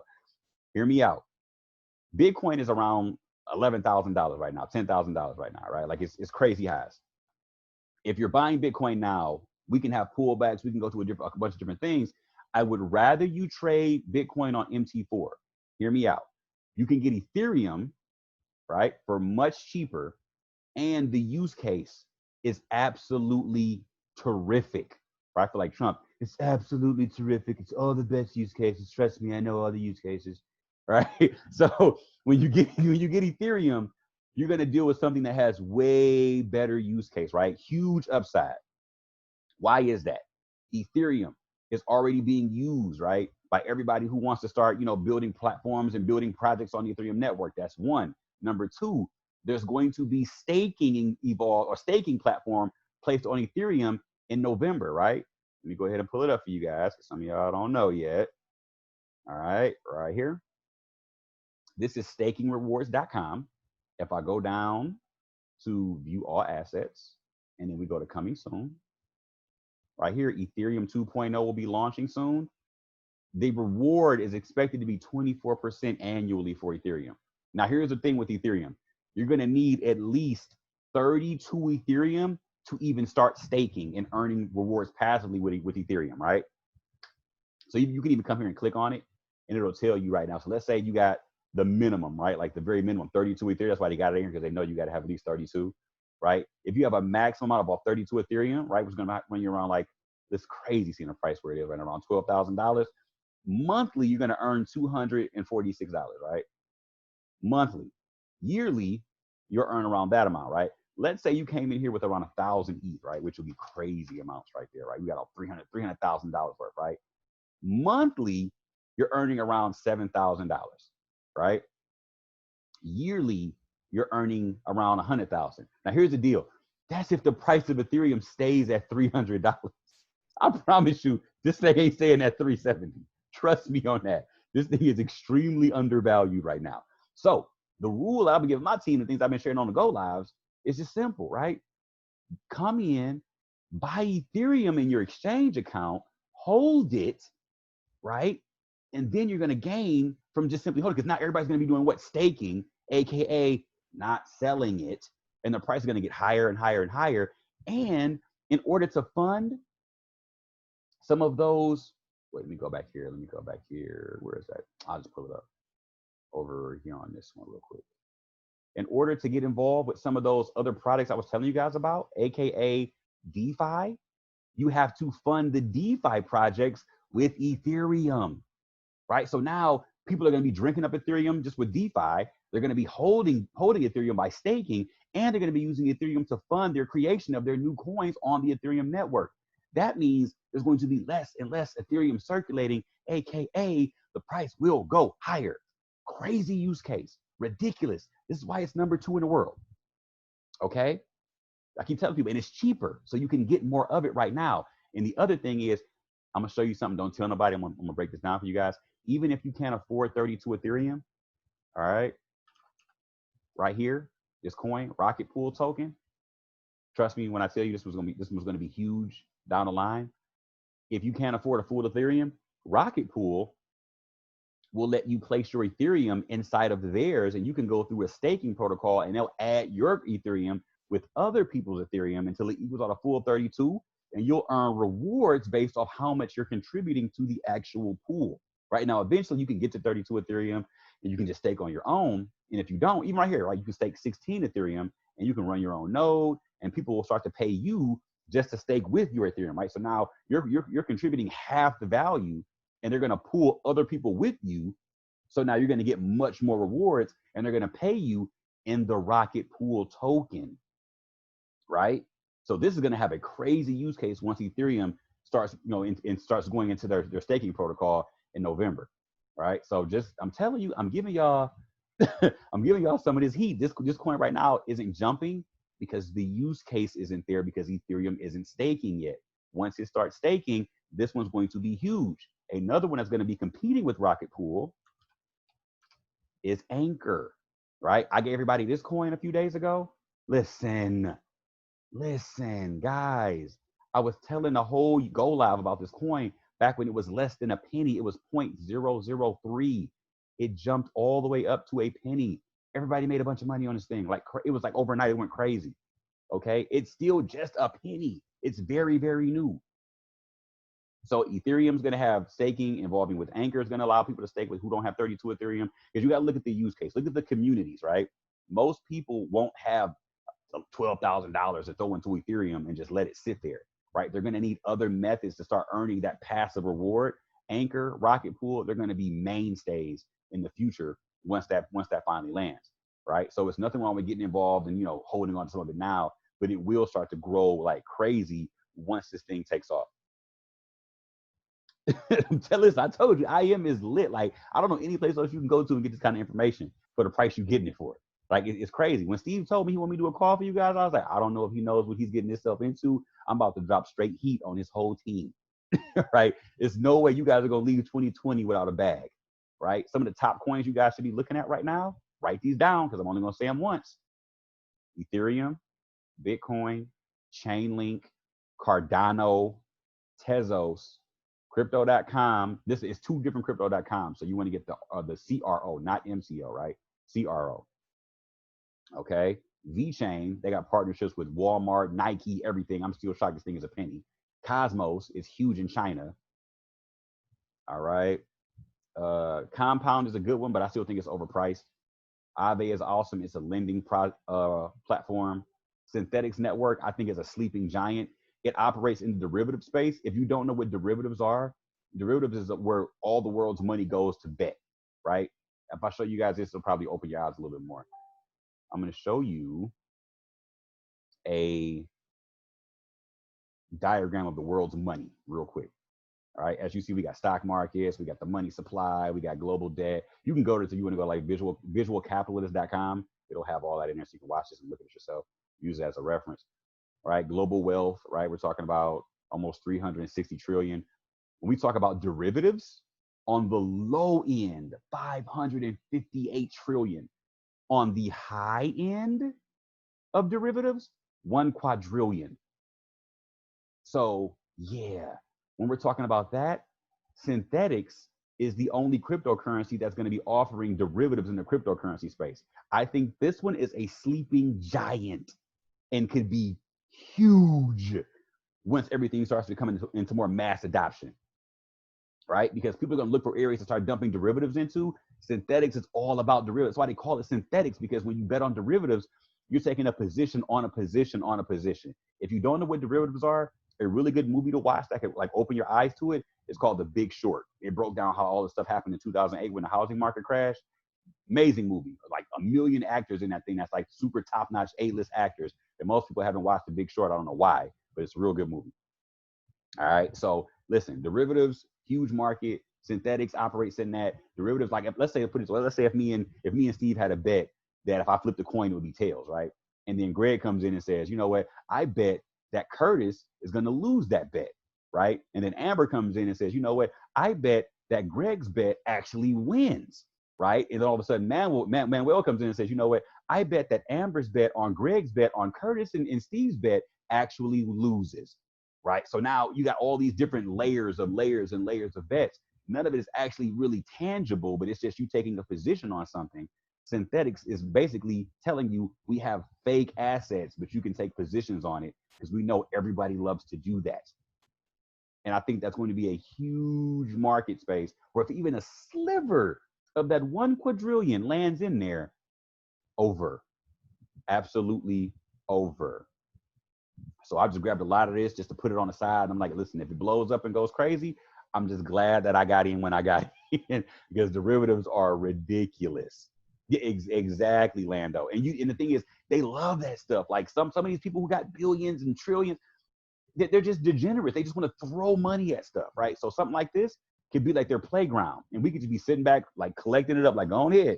I'm gonna keep on letting you guys do it. I'm gonna keep letting this coin grow, and I'm gonna earn. Also, this has lending attached to it. You can stake this coin and earn rewards for staking it.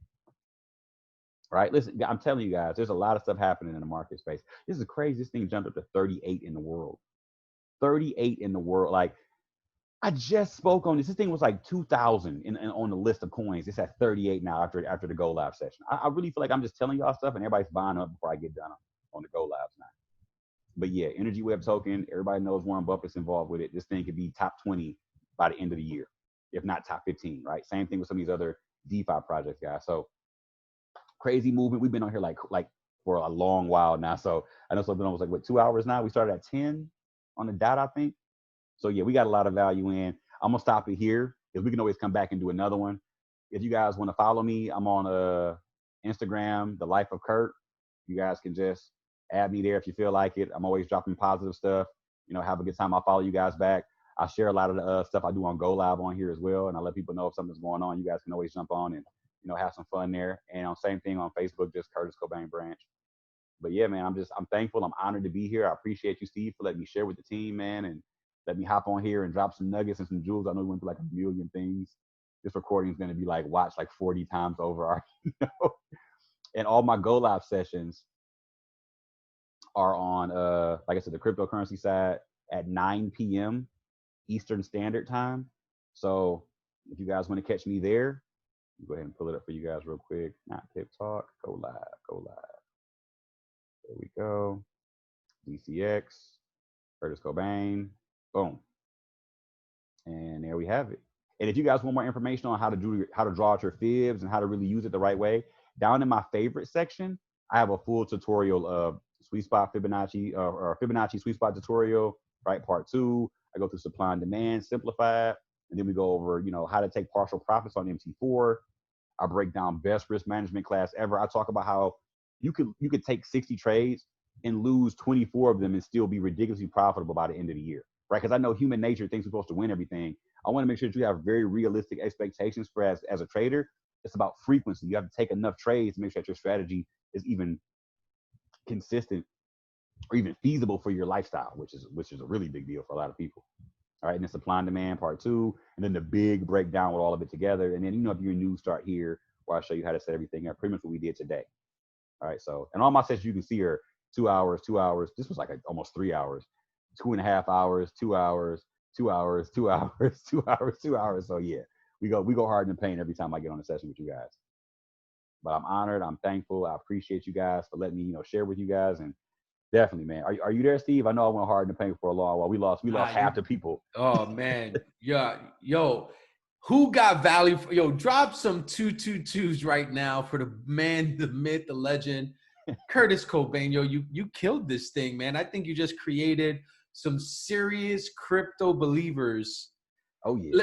Let me ask this question: how many of you guys have never purchased crypto before? You've never had a wallet, but because of tonight's session, you are the beginning of a crypto enthusiast. You never did it before, but now you see the vision. Drop a 1 in the chat right now if that's you. You never had seen anything about crypto like that before, never bought crypto. Look at that. Look at that. That's what you did, Curtis. I love it, man. I love it. You guys will get addicted to your Exodus wallet. You're going to be opening that thing up, just glancing at it like, wait, let me check my balance. Let me check my balance. Like, this little area up here is going to be your best friend. Every day you're going to wake up and see that number getting higher and higher. Now, there is one more app I want to Go for it. I want to share with you guys. There's one called Blockfolio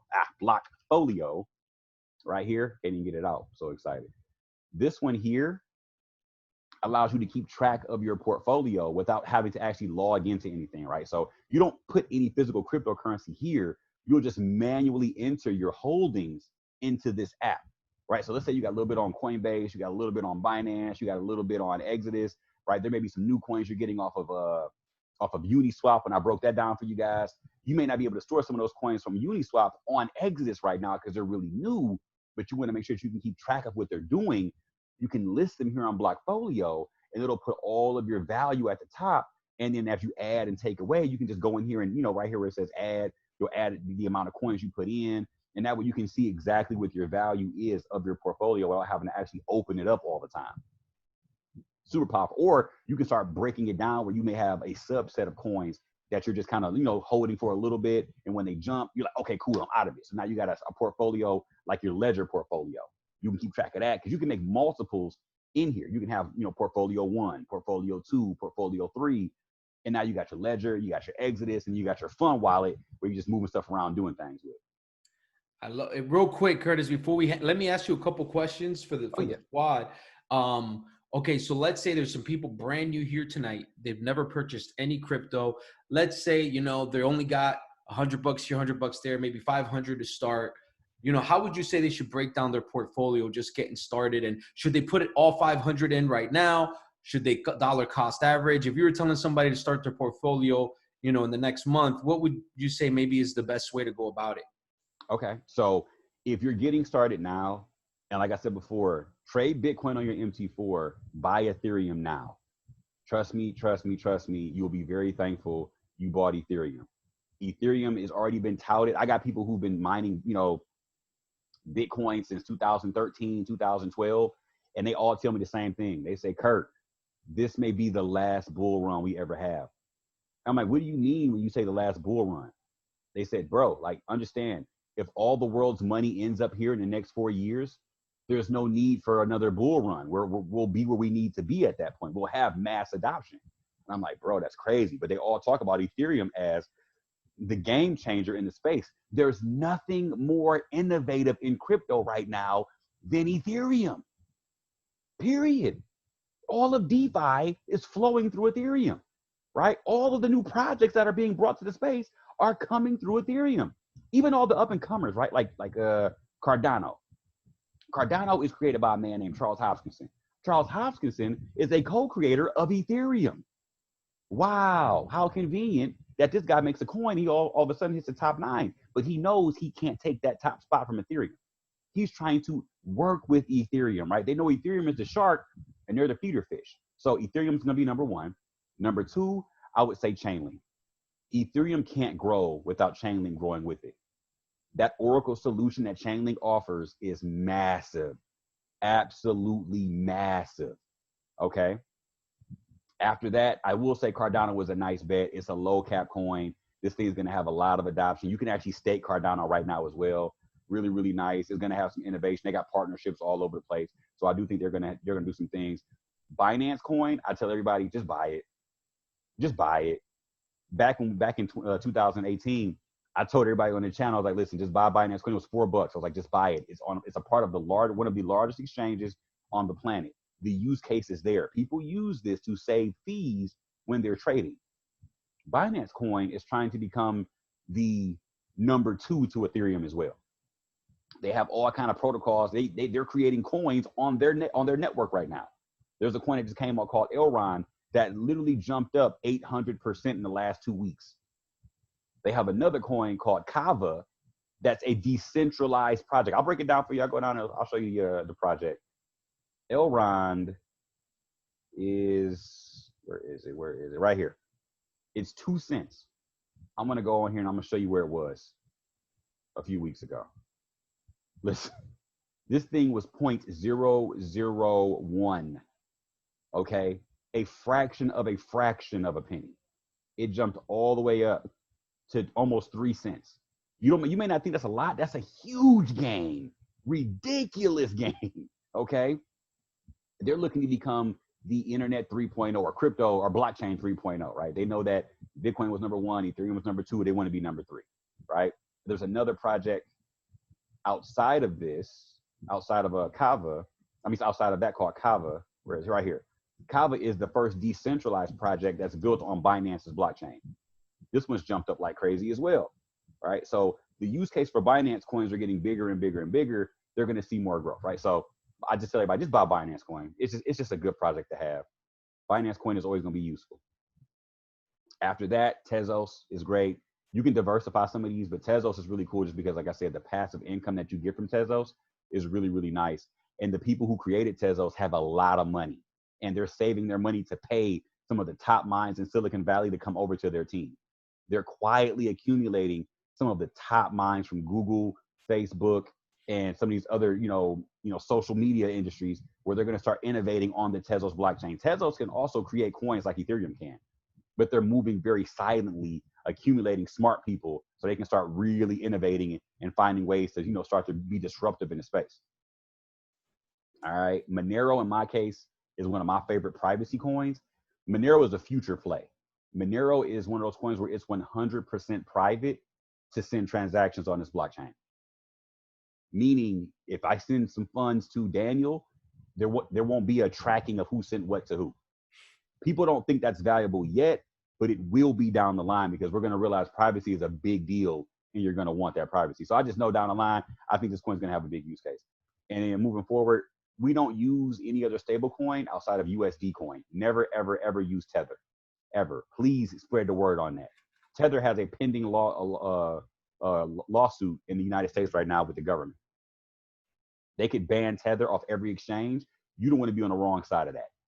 So yeah, I get it's number 4 in the world, but we don't want to get involved with it. Tether got subpoenaed to go to court in the Philippines, and they were supposed to show how much money they actually had in their bank account, which should have been around $10 billion. When they pulled out their statements, they only had 75% of that. They've been using the other 25% in real estate, precious metals, and other investments. And I was like, last time I checked, that sounds like a bank. And you're not regulated to do that with my money. So when I put my money in there, I want you to be 1 for 1 with the US dollar. They're not 1 for 1 with the US dollar. So we're going to use USD coin because USD coin was created by Coinbase. They don't want those problems with Uncle Sam. Coinbase is a United States company. They don't want those problems. So they make sure everything is legit. VeChain is a really nice project. Now I'm getting some of these more riskier plays now with VeChain, these other ones. VeChain has partnerships with Nike, partnerships with Walmart, partnerships with PwC. PwC is called PricewaterhouseCoopers. They are an accounting firm. They move money, big money. VeChain is a supply chain blockchain where they're really good at detecting counterfeit goods and things like that, and they can make sure that certain goods and services don't show up to vendors spoiled or damaged. Really, really powerful use case. I think they're going to be a real big down the line. Cosmos, once again, staking rewards. China's going to be using Cosmos in their new blockchain initiative, so Cosmos is going to have a lot of use cases as well. And then moving forward from here, DeFi projects like Compound, Aave. So for the new person, right? I'm not gonna go too far into the riskier plays now. For the new person, make Ethereum as a mainstay. All right. And then after that, Chainlink. Then we're going to go down to Cardano, Tezos. And then to wrap it all up, get Kyber Network. It's cheap. It will not be this price for very long. The only thing that could stop Kyber Network from blowing up would be if Uniswap made their own coin. And I listen every day, and I pray that they make their own coin. Uniswap is one of the largest exchanges, decentralized exchanges in the world right now. But just monitor Kyber. I believe Kyber is going to be absolutely historic when it goes on that run. People are going to see this thing hit $10, $20 a coin, $40 a coin, and be wishing they bought it when it was where it was now. And then you can stake it as well, so you can earn passively just for holding it. Like, there's going to be a lot of things. Energy Web token is still yet to be proven, but it's still fun to have a little bit, a little bit here, a little bit there in some of these speculative plays. Because if they do take off, you can have a situation like that Sora coin where it's $5 and went to $100 in a couple of days. So yeah. Got it, man. Guys, that was sauce. So real quick, and people are asking, this is when we get a lot of, some people love it. Some people, what are your thoughts on 60 seconds? XRP, do you own it? Do you care for it? So XRP is not one of my favorite projects. I'm not a big fan of it because I know it's built by the banks for the banks. We got into crypto to get away from the banks. Now, I'm a big fan of volatility. I know XRP is going to have a use case in the future. I don't know how big that's going to be because banks like I know banks, they're very slippery. They're very shisty. So they could take XRP's technology, duplicate it, and then just drop them, right? And then at that point, they'll do their own thing and start moving funds around in their own ways because they want things to be secretive. They don't want things to be on a public ledger where everybody can see where their dealings are going, right? Prime example, we saw JP Morgan get caught with a boat full of cocaine. Nobody talked about it after that. It was literally on CNBC for like one day. There was a giant boat full of cocaine and nobody went to jail. Like nobody. So with that being said, I'm not a big fan of it, but I am a fan of volatility. So I do have XRP. I will be trading it because I just think it's one of those things where it's like the schmuck insurance. You'd rather have it than not if it takes off. It's like literally like 30 cents. We bought it back when it was 17 cents. Let's go. Guys, listen, I think this is the longest market mastery training call we've ever done. But listen to me on this. If you guys got value and you think all 3 hours was worth it, drop the number 3 in the chat right now. If you've gotten value from this call, if you've been able to open your eyes, guys, listen, when I tell you, this is why I started. This is why I started, Kurt. I wanted to learn about this stuff. My boy Greg Griette, Platinum 1, soon to be Platinum 2 on this call. We were just excited about Bitcoin and cryptocurrency. And we said, how can we learn this? And we found IM Academy, and man, the rest is history. So Kurt, man, thank you for your time. Guys, you said it was, I know it's what was it, Fridays? Yep, Wednesdays and Fridays at 9 p.m. Let me back up a little bit. Wednesdays and Fridays at 9 p.m. Where are you guys going to be on Wednesdays and Friday at 9? I know where I'm going to be. All right. Guys, he says trade Bitcoin on MT4, right?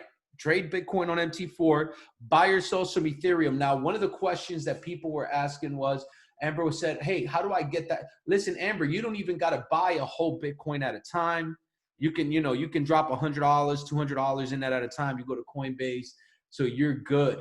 All right. You don't need to buy whole Bitcoins or whole Ethereums. You can go online. You can go to, they're asking for the Instagram. Yes. There it is. The _ life of Kurt. Look at that. Kurt, the followers going up. How many of you guys want Kurt to come back? Drop a 2. You want him to come back a second time. And I think next time this call is going to be bigger. I think, you know what happened? I think people are sleeping on crypto still. Why do they got to wait till Bitcoin's at 20K, Kurt? It's the nature of human beings, man. We don't want to do anything until it's too late, bro. You know how it is. We always want to sit on the sideline. It's like that frog in the boiling pot syndrome, man. You don't want to jump out and all of a sudden it's too late. Well, guys, listen, go out there and get them residuals. Go out there and trade on MT4. Stack up your money. Get your cryptocurrency portfolio up. Hey, I'm with you, Kurt. Look, I got my ledger right here, bro. It is there, bro. I'm with you, baby. I'm with you, baby. Let's go. Look, they're saying come back, guys. Love it, man. I'm excited. Guys, let's keep it going. Let's make this thing happen. Listen, the future is bright. Thank God for IM Academy. We are positioned. Guys, you heard it here first. The global meltdown comes financially. You guys already know what it is. Look how deep the cryptocurrency space is. You guys thought this was just, oh, this Bitcoin thing. Nah. This is a financial revolution, and we are at the cusp of it. Things are changing. It's only a matter of time, guys. Stay ahead of it. Listen, this is why I shared this with you guys. This might not be the sexiest thing to talk about, you know, because people don't know about it. But once you see this, you can never unsee this. All right. Go watch Banking on Bitcoin. That did it for me when I saw that documentary and I started learning about what Bitcoin was. It opened that rabbit hole for me. And I believe, look, Amber says, oh, it's sexy. Jocelyn says, oh, it's sexy. I love it. Let's go. Oh, yeah. All right, guys, have a fantastic night. Blessings to all of you. This recording will be made available, and we won't share this publicly, but through our groups, we'll share this, and we'll have Kurt back soon. Make sure you guys get the DCX. Let's all, be on those calls, guys. He's giving you guys massive value. Listen, those coins that are at 3 cents, 10 cents, you put 200. Guys, look, in the last boom, there was a coin. Greg can attest this. I bought this coin when it was, they call that IPO, right? Or something like that. Yeah, like ICOs, yep. ICO coin. Yo, this thing, I think I spent like $500 or $200. Yo, it flipped to thousands overnight because it went from like a penny to like 10 cents and literally turned a couple $100 into thousands. So guys, you can't do that anywhere else. All right. So anyways, guys, blessings to all of you. Let's rock it. Curtis, thank you again, man, for being with us. We appreciate you. Oh, man, listen, I'm just blessed to be here, man. I'm honored to be on the call with you guys, sharing this information. I look forward to the next one. Some of you guys' portfolios are going to go crazy in the next few weeks. I'm telling you, you're gonna be on social media like, bro. Let's go, guys. Blessings. Tag Curtis on Instagram, and let's kill it, guys. Good night. Let's go.